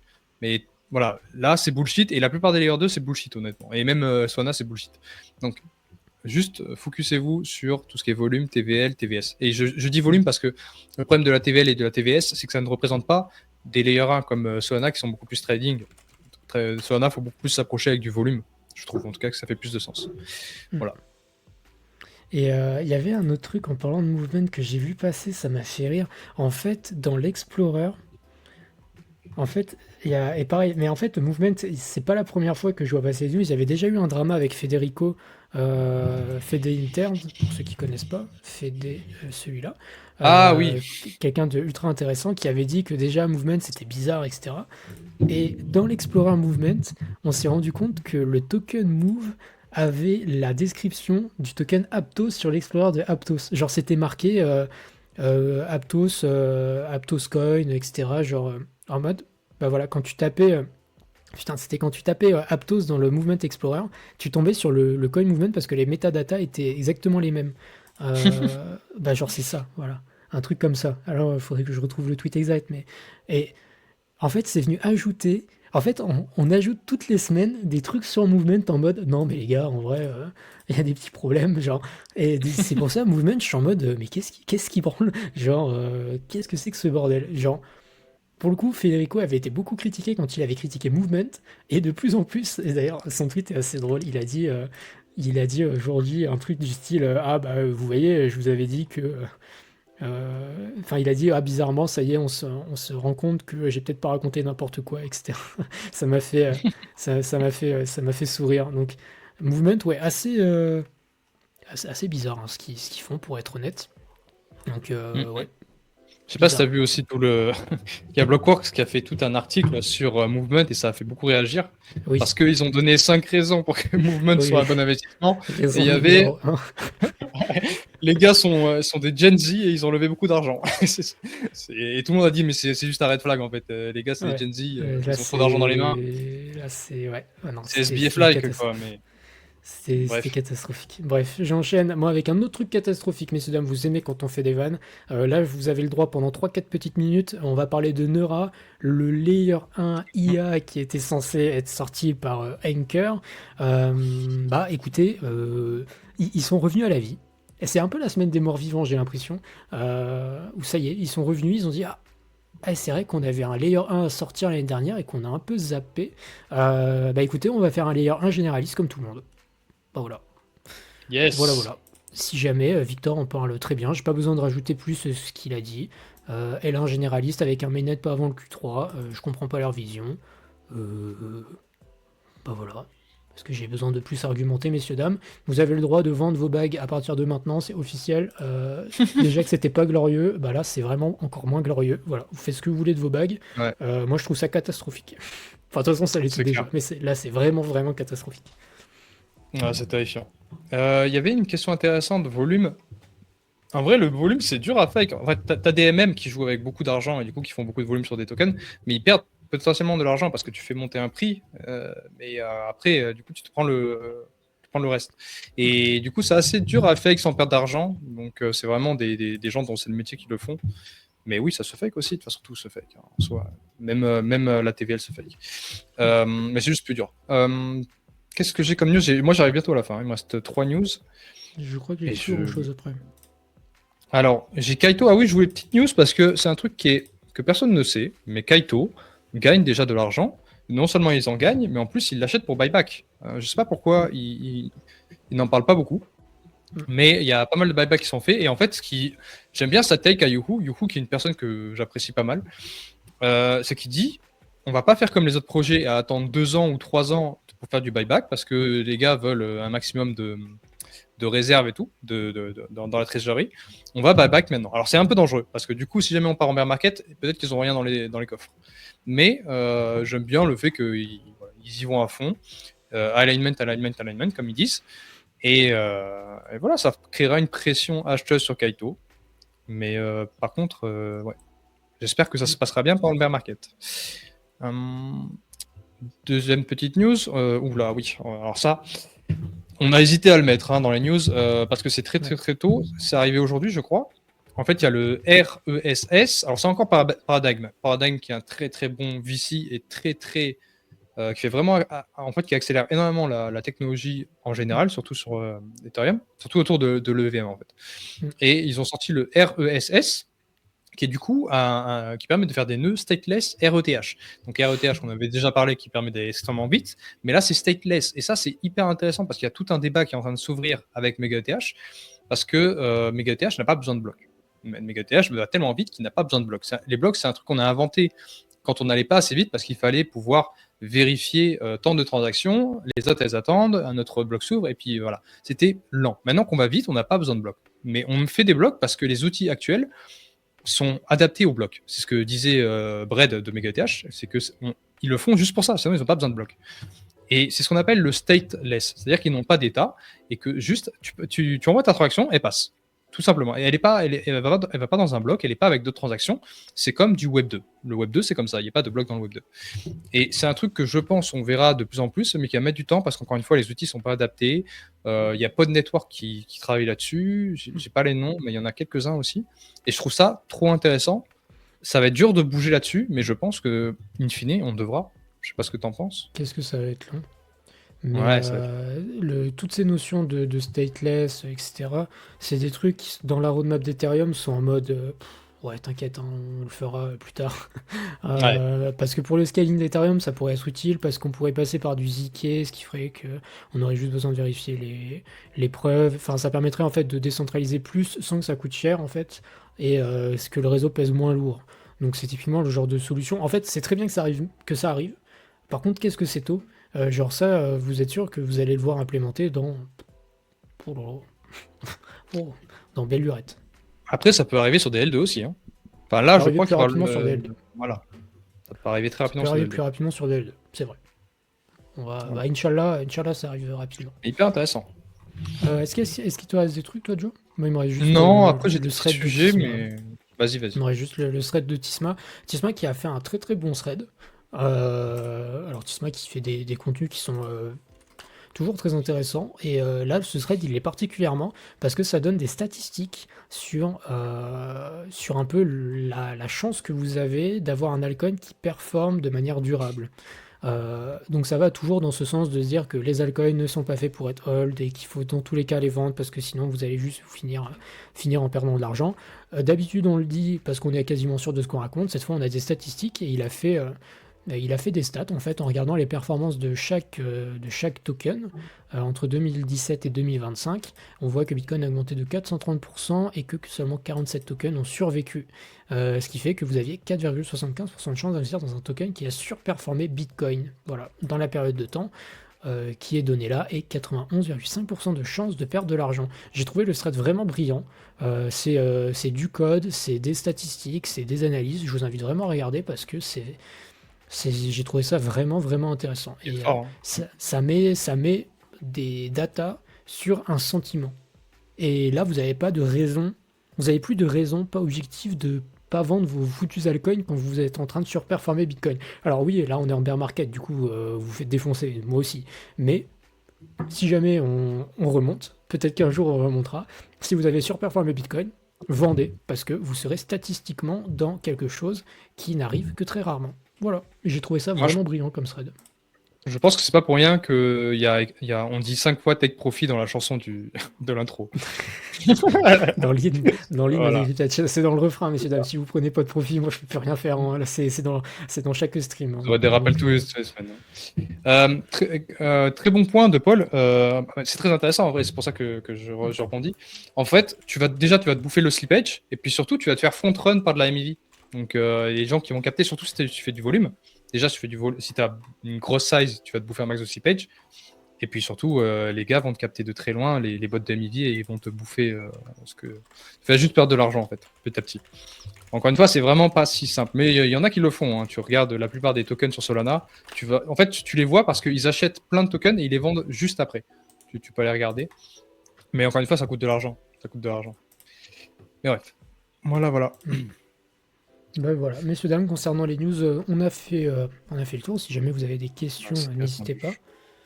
Tac. Je crois qu'il y a des questions que j'ai ratées. Je vais remonter un petit peu juste Ouais, histoire je crois. à quand la DeFi sur Bitcoin Layer 1?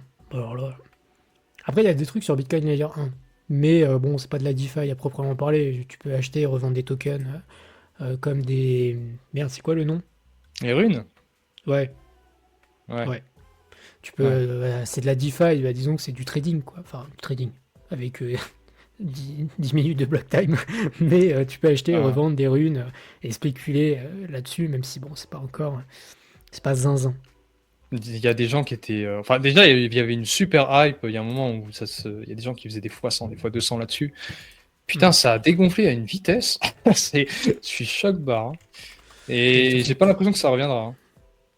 Mais en vrai, j'ai envie de dire, il me semble qu'en ce moment, il y a quand même des petits trucs à faire, hein. Enfin, en tout cas, j'ai vu passer récemment que Bifresh, notamment, il avait fait pas mal qu'ils avaient fait un bon coup récemment dans leur groupe, etc. Donc, je pense qu'il y a quand même Ok. des trucs. Il doit y avoir des trucs quand même un peu intéressants. Après, j'avoue que je vais pas m'aventurer dans ce Mm. sujet-là. Tac, tac. Je voulais vous partager un petit peu les contenus de cette semaine. Si, hein. Aussi. Est-ce que toi, Joe, t'avais des trucs en particulier que tu voulais partager? Oui, j'ai découvert 2 protocoles DeFi. En plus, je parle vraiment de DeFi. Mm. En fait, moi, l'infrastructure me passionne beaucoup plus que la DeFi. Mais comme je le dis, l'infrastructure est un peu surévaluée. Donc là, j'ai trouvé ces 2 projets qui étaient très intéressants. On a Wildcat Labs d'un côté qui fait du coup des crédits. Les deux font des crédits qui sont sous collatéralisés. Pardon. Ça veut dire que tu n'apportes pas autant de collatéral que tu as besoin d'emprunter. Et je trouve ça intéressant parce que bah, ça met moins de barrières à l'entrée. Voilà. C'est plus dangereux. Wildcat, ce qu'ils font, c'est assez drôle, c'est qu'ils disent, parce qu'il faut des mécanismes de sécurité pour garantir que le protocole ne perd pas d'argent. Et Wildcat, leur vision, c'est de se dire, bah, nique sa mère, c'est votre responsabilité en fait. Et je trouve ça intéressant. Ils sont en mode, vous êtes des lenders, donc vous mettez de l'argent à emprunter à des gens. C'est à vous de vérifier que eux sont solvables. Sinon, bah, c'est vous qui faites ça, c'est vous qui perdez l'argent, c'est pas le protocole. Voilà, c'est un peu dangereux, mais je trouve que c'est aussi c'est une vision que je trouve intéressante. En plus, j'aime beaucoup leur DA. Mm. Et le mec qui est derrière, je sais plus comment il s'appelle, Terence, je crois. C'est un big guy quand même. Donc je sais que c'est un projet dont on entendra parler, je pense. Lawrence, pardon. Et en deuxième, j'ai Tree Jane, qui est du coup, alors celui-là j'aime beaucoup, pareil, fait des. Je crois que c'est vraiment le projet qui m'a fait un wow effect cette semaine. C'est un projet DeFi qui fait aussi du sous-collatéralisé et qui en fait utilise des ZKTLS grâce à EigenLayer et grâce enfin, c'est grâce à EigenLayer. Du coup, les ZKTLS, ça permet de vérifier une information sans la dévoiler. Et par exemple, le ZKTLS peut te demander de te connecter à ta banque. Toi, tu vas te connecter à ta banque. Lui, il va savoir combien tu as d'argent dessus. Par contre, personne ne le saura en dehors du code. Enfin, personne ne le saura de physique, quoi. Donc, ça permet de rester incognito. Ça utilise aussi Lagrange pour retracer des historiques on-chain. Donc, en fait, tu vas pouvoir donner tout ce qui t'entoure, que ce soit sexe, DeFi, banque ou action, et tu vas prouver que bah, tu es solvable grâce à tout ça. Et tu as une IA derrière. Alors, oui, je vous parle de ZKTLS, je vous parle d'IA, de Lagrange. C'est vraiment un total. Tu as l'IA qui, lui, va faire un score de tout ça. Donc, ça utilise vraiment l'intelligence artificielle pour que elle calcule à quel point tu es solvable et à quel point tu as le droit à ce prêt. Je trouve ça vraiment, vraiment intéressant, potentiellement dangereux encore. Les deux sont dangereux, c'est-à-dire que c'est des projets qui potentiellement peuvent se retrouver en bad debt, en dette mauvaise. Je ne sais pas comment on traduit ça. Ça peut arriver. Mauvaise Mais dette, ouais. c'est innovant. Mauvaise dette, évidemment. Donc voilà, je sais pas ce que tu en penses. Est-ce que tu connaissais, toi, en vrai? Je connaissais pas. Je connaissais pas. Surtout Sweet Jane que j'ai, en tout cas du peu que j'en ai vu et de ce que tu m'as expliqué, moi je trouve ça vraiment sympa. De toute façon, c'est construit sur EigenLayer, hein, Oui, en vrai. on aime, hein. Donc à partir de là, ça peut pas être mauvais. Ils font tellement de choses bien EigenLayer. Moi, de toute façon, il faut trop que je reparle de contenu sur EigenLayer parce qu'il y a vraiment plein de choses ultra intéressantes. On n'a pas dit qu'on les Euh, recevait la semaine prochaine, hein. comment? On n'a pas dit qu'on les recevait la semaine prochaine. C'est vrai qu'on reçoit la semaine prochaine Matt Murray, c'est ça son nom, Ouais, de c'est ça. EigenDA. Branchez-vous, là on a des nouvelles interviews qui vont être très sympas. Est-ce qu'on tease un peu? En vrai, on tease, hein. On peut. On a eu, Merci à Patate avant que j'oublie, hein. C'est lui qui m'a c'est vrai. donné. Merci Merci à Patate. à notre gars Patate. Alors j'affiche le message qui n'a absolument rien à voir, mais juste que c'est notre gars Patate qui nous chope aussi des bonnes interviews. On a reçu Espresso cette semaine. Mhm. D'ailleurs. Elle est incroyable Jill qui l'interview. avait tweeté en disant qu'elle était très contente d'avoir pu discuter avec toi. On va recevoir, donc, comme tu l'as dit, Eigen, enfin Eigen Layer, Eigen DA, donc Matt Murray. On va avoir la chance d'avoir Smokey the Bear Oui, putain, je suis trop en content ça. interview. Alors l'interview, elle Euh, arrive dans un peu Attends, plus de temps, mais tu dis pas de qui c'est, hein, parce que les gens connaissent pas forcément Smokey. ah ouais? Bah oui, Ah ok. Ah oui. Ah et oui. oui, mais tu veux pas dire. Eh oui. Bon, ça vient. C'est Berat Chain, voilà. C'était un peu dans le Ah oui, titre, bah ah merde, mais je mais. suis con, oui, bah Eh oui. oui, t'es Ok, con. pardon, Mais... pardon. Ouais, il suit pas, Oui, il bah suit oui, pas. pardon. Bah, j'ai dit de. Oui, j'ai dit Smokey the Bear, mais oui, oui, de Bear Chain, pardon. Effectivement. Voilà. Donc voilà, ça va être deux interviews qui vont être vraiment sympas. L'interview d'Espresso, elle sera doublée. Parce que ça y est, on a plein d'interviews qui arrivent. D'ailleurs, les interviews sur Decrypted, on en a sorti quelques-unes depuis. Alors, il y a eu Maple, il y a eu Hyperlane, et on a pas mal de trucs qui arrivent encore. Il y a Mega ETH, il y a qui d'autre dans les tuyaux? Il y a encore deux, trois trucs sympas hein, qui arrivent. Eclipse, ça n'est pas Donc, sorti, hein? Eclipse qui arrive. Donc voilà, plein d'interviews qui arrivent. De son Fuel. côté, Mathis, il a fait. Il y a Fuel aussi. Oh là, ça s'arrête jamais. Ouais. Mathis, lui, de son côté, il a fait une petite review sur Virtuals. Alors, certes, les agents IA en ce moment, c'est pas le truc qui a le vent en poupe, hein, on va pas se mentir. La newsletter, je sais que Mathis, il l'avait beaucoup taffé il y a quelques semaines et bon, il a quand même sorti maintenant en mettant à jour les datas. Donc voilà, encore une très très belle overview, je vous invite à aller lire. Et dans la même veine, un article de Victor sur le gaming et les agents IA qui est sorti sur Hawk Research. Pareil, typiquement le genre de sujet où ok, peut-être que personne n'en parle maintenant, mais est-ce que c'est pas quand personne n'en parle qu'il faut s'intéresser à ces choses-là, en vrai de vrai? Bon, vous connaissez mon appétence pour le gaming qui est proche du niveau zéro, mais en tant que tel, je veux dire que ça reste quand même sympa. L'article est vraiment très bien, on apprend plein de trucs. Ça nous parle des synergies possibles entre les agents IA, le Web3, les jeux tradis, etc. Il y a même des petites cartes pour ceux qui ont du mal à retrouver leur chemin. Je trouve ça cool, c'est vraiment un bel article. Donc voilà, je vous invite à lire ces deux petits trucs. Si jamais vous avez un peu de temps, ça peut vous intéresser. Mm. Ce qui est intéressant, je trouve que la tech est pas assez reprise, surtout dans cette affaire, cette US, je la vois un petit peu de se reconcentrer sur le fondamental. Et que ce soit notre travail, celui de Victor ou celui de Hawk, on est très axé là-dessus. Et surtout, Hawk, on en a pas mal parlé avec eux, on aime beaucoup le côté thèse. En fait. C'est-à-dire que tu as une thèse d'investissement, tu as une thèse sur le futur. Tu n'es pas juste en mode ce projet, je l'aime bien. Tu es en mode qu'est-ce que la crypto a besoin et qui répond à ce besoin-là. Et ça, c'est des trucs que vous allez voir beaucoup chez Hawk, que vous allez voir de plus en plus aussi chez nous, parce que c'est comme ça qu'on est un investisseur intelligent. C'est comme ça que font le TradFi. Voilà, on arrête d'être des singes. On peut le redevenir de temps en temps pendant quelques Singe. mois en prenant des profits, des monkeys. Mais il faut être un singe intelligent. Voilà. On est tous des singes Singe. intelligents. Singe. Singe. Singe Mmh. savant. Un singe savant. Non mais C'est ça. exactement, donc voilà, plein de contenu, comme d'habitude vous retrouverez tout ça dans le doc qui sera en description de ce live pour ceux qui m'écoutent sur YouTube ou sur les plateformes de streaming en audio. Voilà un petit peu pour cette semaine. Est-ce qu'on avait des choses à ajouter particulières, Joe? Je ne crois pas. Est-ce qu'on avait un truc à ajouter Non. En vrai, non. Je pense qu'on Si on vous a avez bien des couvert questions, là-dessus, c'était quand même une semaine ouais, assez remplie mine de rien. c'est clair. Tac. Est-ce qu'en termes d'analyse technique, il y a des trucs à raconter? Bon, en vrai, j'en ai parlé vite fait en début de stream. Tac. Merci, je te remercie. Paf. Écoutez, comme je vous l'ai dit, hein, on est sur des niveaux. En fait, il n'y a pas vraiment de structure vraiment encourageante. Alors aujourd'hui, on est donc le 14 mars, et comme on voit, on a eu un rebond technique, que ce soit sur le SP, sur les cryptos. Fondamentalement, les structures sont pas spécialement mieux, que ce soit sur le SP ou sur les cryptos, hein, finalement. Tac. On est fondamentalement baissier, on a plein de moyennes mobiles, comme je l'ai expliqué en tout début de stream, qu'on doit venir travailler. Pour le moment, on n'a pas le cul sorti des ronces, hein. Les moyennes mobiles, 1 heure ici qui va venir nous cogner la tête, les moyennes mobiles daily juste au-dessus. Bon, on n'est pas sorti de l'auberge. La crypto, c'est relativement similaire. Tac. On est toujours dans ce range entre les 2,45 et les 2,72 trillions. trilliards de capitalisation. Voilà, on tient des moyennes mobiles qui sont quand même importantes. Donc, ok, on essaye de se maintenir un peu en vie dans ce marché. Encore une fois, il n'y a pas vraiment des structures très encourageantes, hein. Et pour tous ceux qui diraient oui, on fait un W, on fait un W, le nombre de W qu'on s'est mangé depuis le mois de janvier, et à chaque fois que j'ai dit que c'était un W, c'était pas un W, et Non, mais on il est s'est un fait peu plus rect. joli, quand même. Il est un peu plus joli. Parce que Ouais, là, bon, c'était surtout des V dégueulasses, hein, si je peux défendre. ouais, bon, Bon, il n'est pas oui, validé, mais il est un peu plus joli, je trouve.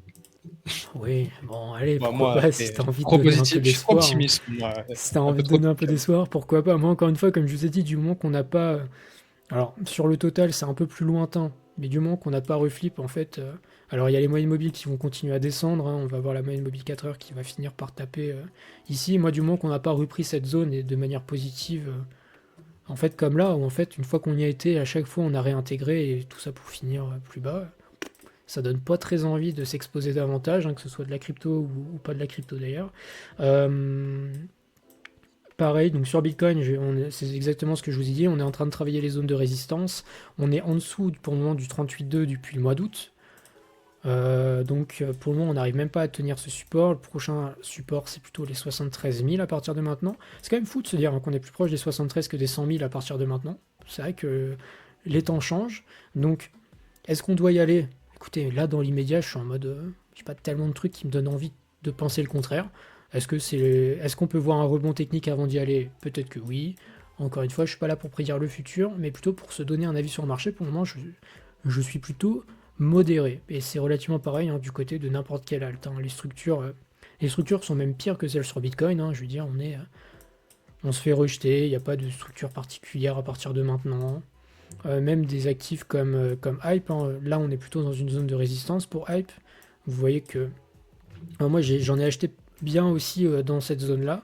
Je me tâte même à revendre ici pour pouvoir essayer de peut-être racheter plus bas. Alors là, c'est vraiment un avis purement perso, mais étonné qu'on est en train de buter sous une première résistance de la moyenne mobile 1 heure qui nous sert de résistance depuis, hop, tac, depuis, bah en fait qu'on a franchement break la tendance en fait. Enfin, oui, si, depuis qu'on a break en fait ce niveau-là, hop, je vous la trace à la main, mais ça peut ça. Du moment qu'on a break en fait ici et qu'on a eu la moyenne mobile 1 heure en résistance, on n'a pas du tout réussi à récupérer de la force. Donc pour le moment, méfiance. Du côté de Hype, c'est peut-être même une excellente zone pour revendre ce que vous avez pu peut-être acheter plus bas. En tout cas, libre à vous. Et c'est un peu la même chanson chez beaucoup d'actifs, hein, que ce soit du SUI, vous voyez qu'on est toujours sous des résistances majeures, du Tao. Tao qui commence à être dans des zones qui peuvent commencer à être un peu dramatiques pour être honnête. Parce que le support des 200, alors vous voyez pareil, moyenne mobile 1 heure qui nous sert depuis la fin du mois de février, mais le support des 200 qui commence à être de plus en plus fragile sur Tao. Pour ceux qui ont vu le live avec Mo, vous savez de quoi je parle. Ce support qu'on avait tenu, alors tac, une fois, deux fois, trois fois, quatre fois, cinq fois ici, qu'on est en train de tester peut-être une sixième fois maintenant, au niveau des 200 $. Ce genre de choses-là, c'est vraiment les derniers remparts parce qu'on n'aime pas du tout les tester autant de fois. Et si Tao lâche les 200, messieurs, dames, vous avez un trou d'air. Si je me mets en logarithmique, normalement vous allez avoir peur. Voilà. Si on lâche les 200, il y a vraiment un trou d'air jusqu'à à minima 80. Donc voilà, un peu l'état d'esprit dans lequel il faut être sur Tao. Si on perd les 200, messieurs, dames, alors là on rentre dans des scénarios dans lesquels Bitcoin irait peut-être à 73 000, hein, mais ici vous avez un trou d'air, hein, il n'y a rien. Donc tout ça là c'est une zone on est passé dans du beurre à l'aller et on passera dans du beurre au retour pour peut-être aller retravailler la zone des 100. Donc voilà un petit peu. Et de toute façon, peu importe l'altcoin que vous prenez, hein, j'ai envie de dire, même si on a vu des rebonds, il n'y a rien du tout. Il n'y a pas de structure, il y a rien d'encourageant. Donc bon, analyse technique un petit peu pessimiste, si je peux me permettre. Mais écoutez, les temps sont ce qu'ils sont. Donc c'est pour ça que je reste modéré sur les trucs que j'ai envie d'acheter, parce que pour le moment, il n'y a vraiment rien de bien encourageant. Voilà. Et que je vois ce gigantesque M, oui, ce gigantesque M qu'on a vu ici, qui s'est confirmé pour le moment.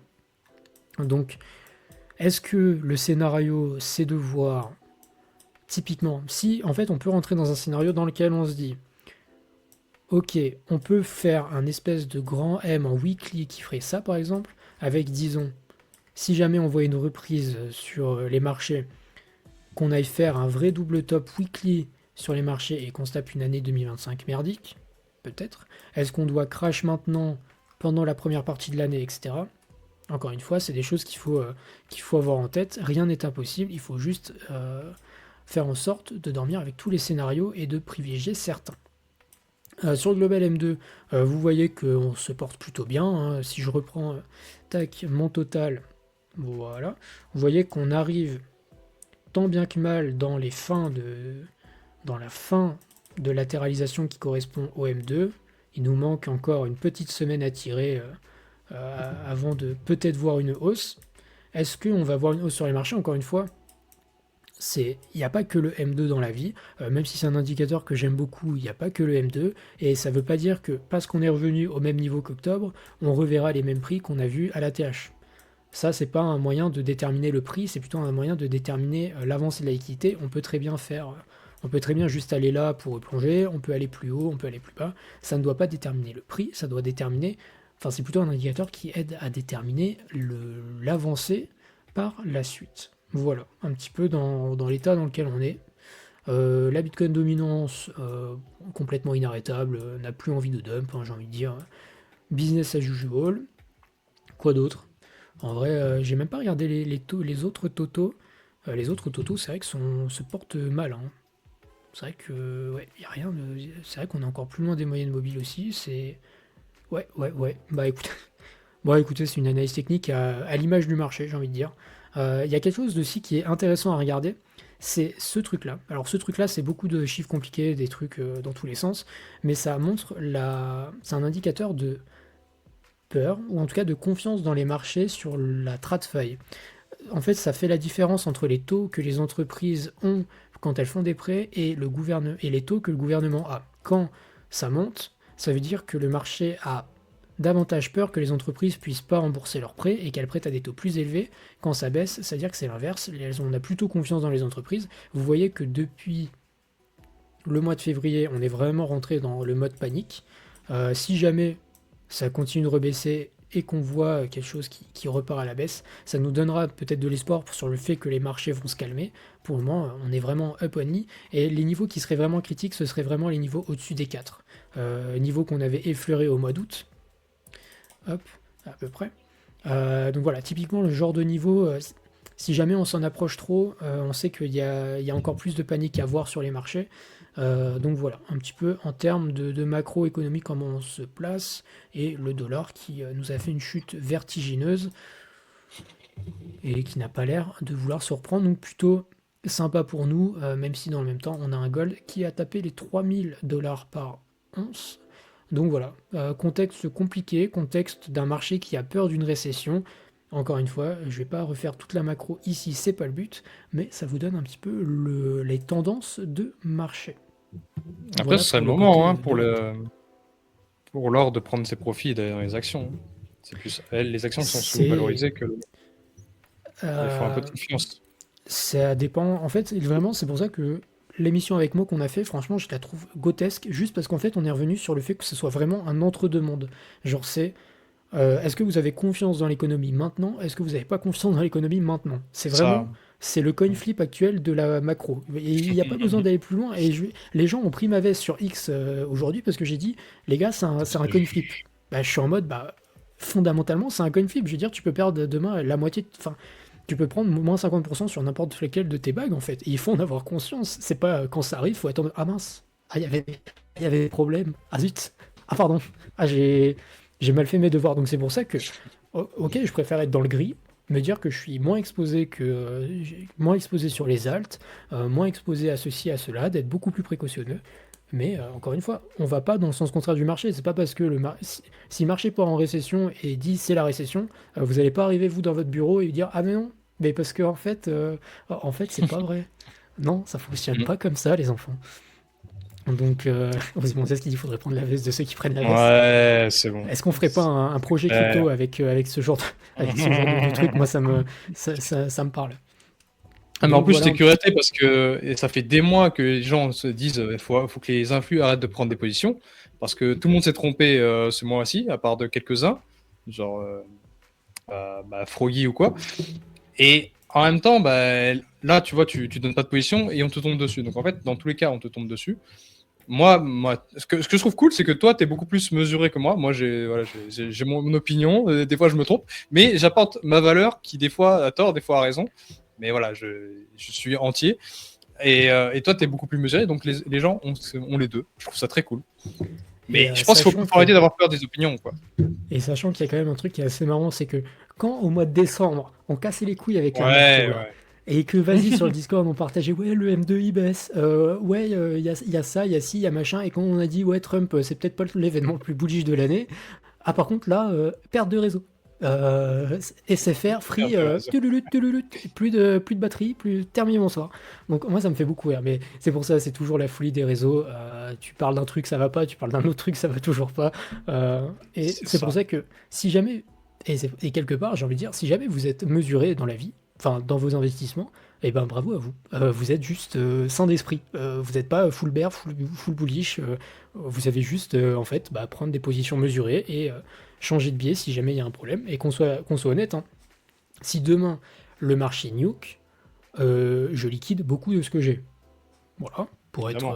pour être honnête. Et si au contraire j'ai des catalyseurs qui me permettent de dire qu'on s'en va vers un rebond plus ou moins court terme, et ben dans ce cas je vais aller dans le sens du vent et je vais prendre des petites positions, peut-être aller surfer des petites prises de pourcentage et après adapter en fonction des nouvelles données, parce qu'encore une fois, chaque semaine, c'est une nouvelle semaine avec des nouvelles données à prendre en compte.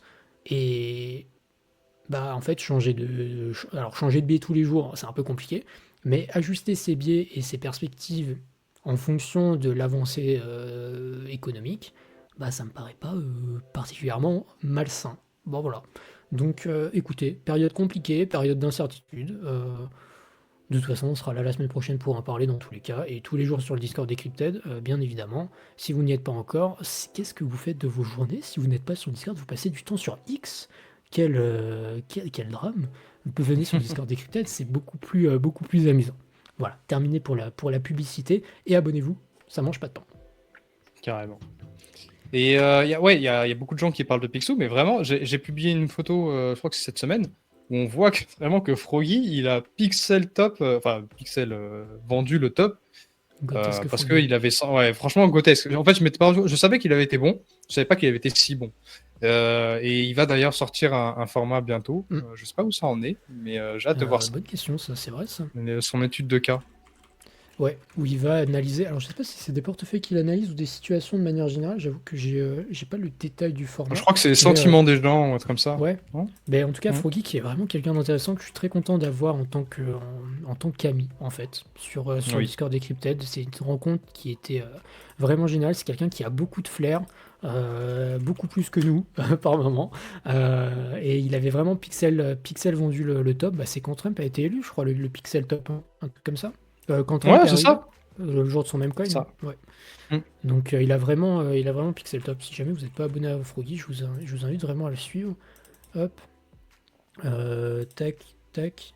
Ah merde, putain, c'est reparti pour. Je sais pas si j'en vois. Il y a toujours les bugs sur StreamYard. Tac. Hop. Si jamais vous y êtes pas, étude de cas. Hop là. Étude de cas qui sera dispo. J'avoue qu'il a même pas dit ce qu'il y avait dedans. Donc écoutez, ça devrait arriver très très soon. Voilà, je vous invite à suivre le poteau. Bien, écoutez, messieurs, Alright. on a été efficace, hein, sur cette émission, dis donc. On a parlé pas mal de trucs, on est revenu sur la macro, etc. Si jamais vous avez des questions, c'est le moment, parce qu'on a plus de sujets à traiter pour une fois qu'on réussit à tenir en moins de 2 heures. Quelle chance, Mm. quelle aubaine. Je sais pas si c'est moi qui bug ou pas, mais tu sonnes comme C'est un moi robot. qui. Je crois que j'ai des problèmes. Franchement, j'ai un internet cata là. Mais tout le monde a critiqué ma co, mais je crois que c'est parce que tu hostes en fait que j'ai une co dégueu, c'est ça? C'est faux, c'est faux. Ouais, C'est faux. ouais, c'est ça. Pourquoi je me C'est mange faux. toujours les critiques? C'est faux, c'est Les faux. gens sont habitués à ce que je sois en 4 pixels. Mais ça change, Oui, hein, c'est j'ai bear déménagé market. les gars, donc normalement je devrais être bien. C'est fric et en bear market. Ouais. C'est D'ailleurs, Apple l'interview qui a de... annoncé ça. Oui, pardon. Vas-y, vas-y. L'interview avec Espresso, déjà deux Oui. questions. Est-ce que je suis en full pixel? Et puis, quand est-ce que ça sortira? Parce que j'ai vu une question dans le chat. Je crois que t'es pas full pixel. J'ai regardé vite fait Le rendu, j'ai pas eu le temps de le traiter, mais normalement, t'es pas full pixel, donc normalement, ça se passe bien. Et ça sera dispo, allez, semaine prochaine. En vrai, Cette semaine prochaine prochaine. quand? Semaine Dimanche? prochaine, dimanche. En vrai. Ok, ok. Parce que d'ici Easy. là, il y en a deux, trois, ça passe. Non, franchement, ça passe. Ça Ça passe. passe. Ça passe. On C'est à va peine essayer tout de day faire car rapide. aucune annonce de tarifs. Et, non, en vrai, c'est quoi? Il y a eu l'arrêt de la guerre, là, je crois. On n'est pas loin de signer un accord de paix en Russie, apparemment. Bon, apparemment, je dis ça, mais je suis sûr de moi, c'est ça la news. Ouais, bah écoutez, on fait la paix, c'est cool. Qu'est-ce que. Ouais, bah on aimerait bien qu'il arrête avec ses taxes de Golemont aussi, pour être sympa. Mais Ça pourrait être intéressant. j'ai vu une tech, alors elle est peut-être désastreuse, hein, mais Mhm. qui disait que beaucoup de gens parlaient des tarifs comme la raison principale de la chute du SP500. Et il avait une autre tech, je sais plus laquelle c'était, mais En vrai, il avait une autre tech. tu peux le justifier par tellement de Oui, trucs, en vrai. c'est ça. C'est une folie. Genre, il y a tellement de trucs qui arrivent en même temps. Alors, t'as un espèce de mini carry trade parce que le Japon avait Oui, augmenté ses c'est taux. ça. C'est ça. Ouais, mais ça, c'est quelque chose que j'ai lu récemment aussi et que je trouve intéressant. Le seul problème de ça, c'est que on était quand même vachement mieux préparé maintenant. Du coup, je sais pas à quel point c'est significatif. Mais par contre, le fait que le Japon ait augmenté ses taux, c'était au mois de janvier, c'était le 17 de tête, ça a causé en fait le même truc qu'on a vu pendant l'été. Ou sauf que pendant l'été, c'était vraiment cata parce que c'était pas prévu. Et là, c'était un peu prévu, donc c'est un peu moins cata. Mais c'est un peu la même chose.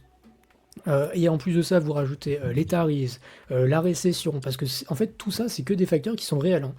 Et il n'y a pas un facteur qui justifie que la baisse. Il n'y a pas que les tarifs, il y a la récession, il y a le carry trade, il y a sûrement des trucs que j'oublie, le fait que Trump fasse n'importe quoi avec l'Ukraine, nanana. On peut justifier par 1000 trucs possibles. Il y a une perte de confiance généralisée dans la macro, entre guillemets. Donc voilà, c'est un gros bordel. Donc on va essayer de voir un peu comment ça se décante. Et d'ailleurs, l'US Recession, c'est le troisième pari le plus gros sur Polymarket en ce moment. Donc c'est vraiment un Ok, truc qui fait débat en ce moment. incroyable. Et on est à, alors déjà avec quasiment 1 million de volume, et on est à 43% de chances que ça arrive cette année, Mm. en 2025.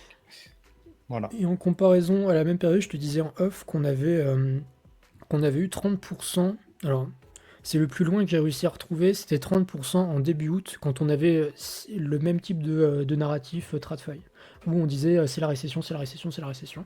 Euh, voilà, pour donner une petite idée d'envergure. En termes de sentiment, on est pire qu'en août de l'année dernière. Ok. Alright, alright. Donc voilà, quand je vous dis que c'est compliqué, en tout cas c'est super, hein, quand on est un macro guy, on a plein de trucs à lire tous les jours, c'est comme ça. Bon après il y a beaucoup de trucs qui servent à rien, pour être honnête, mais il y a plein de trucs à lire, c'est super intéressant. La tech c'est le bras de fer avec la Fed, il y a aussi ça, effectivement le fait de vouloir causer une récession pour faire en sorte que les taux baissent plus rapidement, etc., que ça coûte moins cher de refinancer la dette, c'est dans l'épisode macro avec Smartmo. L'épisode macro avec Smartmo, mais quelle singerie, hein. Vraiment j'en parle tout le temps, mais parce que c'est vraiment grotesque. Euh, mais ça fait partie des choses, ça fait partie des théories, et ça fait partie des théories qui justifieraient qu'on passe en fait une première partie de l'année 2025 dégueulasse, et qu'on reparte ensuite sur un 2026 qui serait plus positif, et on mettrait fin au cycle de 4 ans. Enfin, j'ai envie de dire amen, enfin, s'il vous plaît. J'aimerais bien que ça s'arrête un de ces quatre, qu'on arrête de dire ça. Ouais, mais j'aime Euh, bien la tech de Gann à ce sujet parce qu'elle est évidente. Mais si jamais on brise le cycle de 4 ans, on brise le bull run, mais on brise aussi le bear market. C'est-à-dire qu'on ne sait pas du ah tout oui, à quoi s'attendre pour le bear market. bah tant mieux, c'est la TradFi. Et ça On c'est revient à stylé. TradFi. Mais Et ça, ça c'est un c'est marché qui est stylé, mature, hein, c'est clair. clairement. Hâte pour l'interview avec Espresso, personne n'en parle de ce projet. Mais en même temps, C'est vrai. ils ont pas mal switch, hein. C'était compliqué à suivre Espresso, on va pas se Ouais. mentir, hein. Donc, mais ça va être très très cool, ça va permettre de faire le point et même de juste découvrir le projet pour ceux qui connaissent pas. J'ai très très hâte que vous la voyez. C'est dans l'interview, Euh, j'ai posé la question par rapport au changement de. ouais, Ouais, au grotesque. pivot, J'ai rien besoin quand d'ajouter. même. La vache, seulement 45 viewers. Alors, on n'est pas 45, vous êtes 100 sur ma chaîne perso et vous êtes 1400 à avoir vu le stream sur X. Alors, vous l'avez vu scroller, hein, donc je sais pas combien vous êtes à regarder actuellement, mais merci infiniment. C'est pas parce qu'on fait, et puis c'est pas parce qu'on est 45 que c'est le bear market. Bah, si, c'est un peu le bear market, mais il reste que les vrais builders, en vrai de vrai. C'est ça. Et les mecs qui sont chauds et les mecs qui sont en perte et qui n'ont pas encore vendu et qui attendent de l'opium. Et ça, c'est vraiment mes frères préférés. Tiens, je vais te montrer un truc que j'ai posté. Attends, il est où? Oh Il est là. non, oh non, une Si, tech si. catastrophique. Oh non, encore. Non, c'est mes stats. Mes stats par rapport au marché. Ok, pas mal. T'as vu comme ça se voit? Je trouve ça fou. Et c'est vraiment au jour Quand est-ce près, qu'on a hein. on peut avoir C'est une marrant. divergence sur le RSI ou pas là? Bah, j'aimerais, hein. On Putain, on le peut RSI de mes diverger, genre stats. voir plus de stats, etc. là, s'il vous plaît. J'aimerais bien avoir le RSI de mes stats, putain. Aïe aïe aïe. Merde. Chaud pour les mineurs avec le halving après.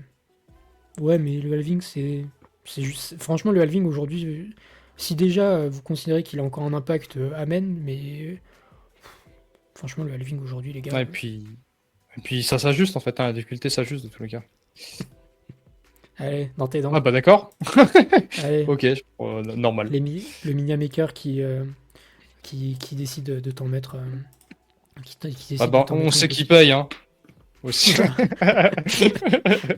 C'est le bull run Un qui peu paye, les bizarre. gars, c'est le bull run. Mais il y a Ouais, des c'est cycles bon. en TradFi. Oui, absolument. Mais on se rendra compte que les cycles crypto sont corrélés au cycle TradFi.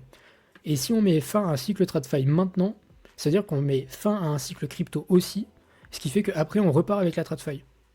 Big brain. Et franchement, moi j'ai hâte que le jour où on arrête avec les putains de cycles de 4 ans, je vous jure, je fais un giveaway, je fais gagner 10 000 balles. Ok, c'est c'est clip. Ce sera clip.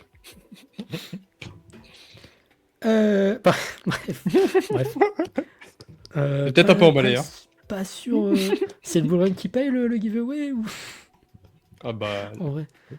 J'attends pas forcément de l'Opium de donner la réalité de ce qui se trame. De toute façon, je dis les choses. On dit les choses que ça plaise ou pas d'ailleurs. Joe, il a tendance à dire des choses qui vous plaisent davantage parce qu'il est full bullish, mais Pas en ce moment, hein. Pas en ce moment. Les gens veulent entendre des trucs bearish. C'est une dinguerie. c'est vrai, tu crois? Ah non, de fou. Je sais pas, Ah je ouais? crois, c'est fou. J'ai vu la. J'arrive pas à déterminer. Pour une fois, je vais défendre Paul. Vas-y, je me mouille. J'ai vu sa vidéo. Enfin, j'ai pas vu sa vidéo. J'ai vu le post de sa vidéo parce que je regarde pas ses vidéos. Mais je suis allé voir les commentaires parce que je me demandais justement comment allaient réagir les gens. Et il se fait pourrir. Alors, il se fait souvent pourrir, hein, c'est pas le souci. Mais là, il se fait pourrir par tout le monde. Et d'un côté, je comprends. Et d'un autre côté, bah, juste, plus les gens veulent entendre des trucs bearish et moins c'est intéressant de faire des trucs bearish, c'est tout. Je trouve que c'est plus intéressant. Moi, j'ai fait l'erreur d'être trop bullish au début. Et on était trop à être trop bullish. Là, on est deux, quoi. On est deux. Et je trouve que c'est intéressant, au moins, d'avoir. On est vraiment. D'ailleurs, j'ai dit on est deux, mais Oh la vache. je sais même pas qui est bullish, en fait. Il y a que. Voilà. Mais- Moi, je suis pas ultra bullish, mais je suis en mode, bah, j'attends que ça se passe, et puis j'attends de voir. Juste mais- en mode, si je suis enfin, en fait, t'es en mode, je suis bullish jusqu'à temps qu'on me prouve le contraire. En vrai. Ouais, c'est ça. Si on perd Ouais, les niveaux, voilà. voilà. D'ailleurs, on est très proche des niveaux, hein. Franchement, faut pas dump beaucoup plus, hein. Ouais, Oh là là. Oh, ça ouais. sue. Oh Ouais, là là. ouais. Ah, c'est le bear market qui paye pour ton cancel sur X, hein. Mais Mais ça c'est fait comme chier disent d'avoir beaucoup le de cul. gens, en fait. Voilà, c'est ça. On est entre deux chaises. Ça fait chier d'avoir le C'est ça. cul d'avoir Paul commence à douter, c'est la première fois que je le vois comme ça. Bah, est-ce que c'est pas le bottom? En vrai, c'est que vous savez que techniquement, c'est pas parce que tout le monde est bear qu'on est obligé de monter, hein. Parce que Non, bien sûr que non. bah, alors je sais plus, je crois que c'est dans le channel des Centurions sur le Discord, le petit channel qu'ils ont entre eux. Je crois que c'est ah merde, j'ai oublié le pseudo. Oups. Désolé si tu regardes la rediffusion. Je crois que c'est Rudy, quelque chose comme ça, je sais plus. Bref, qui disait que typiquement en 2006, on savait que ça puait. Tout le monde était en mode ça pue, mais bah, ça n'empêche pas de prendre une claque en fait. Genre, Non, si c'est tout le vrai. monde dit que ça pue, on peut quand même prendre une claque, hein. Ça peut être terminé bonsoir, même si tout le monde est bearish. Et c'est pas Rudy, pardon, excusez-moi, je dis. Si, c'est ça. Ah, si, c'est ça, j'ai raison. Ok. Si, c'est bon. Donc voilà, c'est pas parce que tout le monde est bearish que ça nous empêche d'aller à la cave. Tout le monde peut être bearish et on va à la cave quand même. Mm. Parce que déjà, il y a les gens qui hold leur bague en perte et qui se disent Inch'Allah, ça monte. Et même, juste de manière générale, hein, j'ai envie de dire, on est 4 gogoles en slip en train de faire de la crypto, et derrière, il y a toute une macroéconomie qui pèse des millions de milliards, des milliards de milliards. Bref, beaucoup d'argent. Donc voilà. Ah, Mais mais j'ai passé 4 heures en code, je suis crevé, j'ai un mal de c'est tête, j'ai vrai pas de c'est vrai que la Doliprane. journée était, Oh la là journée là. était assez folle. Ah ouais. Bien, bien, bien. Alors, est-ce qu'il reste des questions? Joe passe sur Père Bullish, ça c'est pas un beau thème. Moi je suis bullish, regardez tout à l'heure, on est pile sur les 38.2. On est sur les 38.2 depuis FTX. Techniquement, on est en dessous de celui depuis août. Donc les interprétations sont un peu différentes. Là, je crois que Non, on est sur le 38.2 depuis le mois d'août. Je l'ai montré dans l'analyse Après, technique. Mais on peut s'accorder quand même sur le fait que les niveaux actuels sont pas. On peut pas dire qu'on va aller plus bas, on va aller sur un bear market et que ça dépend. non. Ça dépend complètement de beaucoup de choses. Et surtout de la macro, parce que je pense pas que la crypto en soi aurait besoin d'aller plus bas, mais la macro peut, comme tu le dis, c'est pas parce qu'on Mm. est full bear que si jamais demain ils annoncent une récession, on va pas prendre moins de 50%. C'est carrément Mm. possible. Mais voilà, et en fait, les gens, ce qui me dérange, c'est que sur X, les gens sont en mode c'est le bear market. C'est pas le bear market. En tout cas, c'est pas du tout ce que disent les charts. Il faut attendre des confirmations qui ne sont pas là. Par contre, on Mm. est assez proche.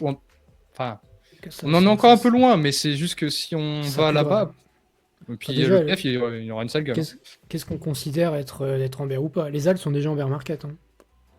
Genre, factuellement. Je veux Moi, dire, je suis pas les alts, d'accord. Hein. pour moi, les alts, elles se sont retournées. Hein. Mais.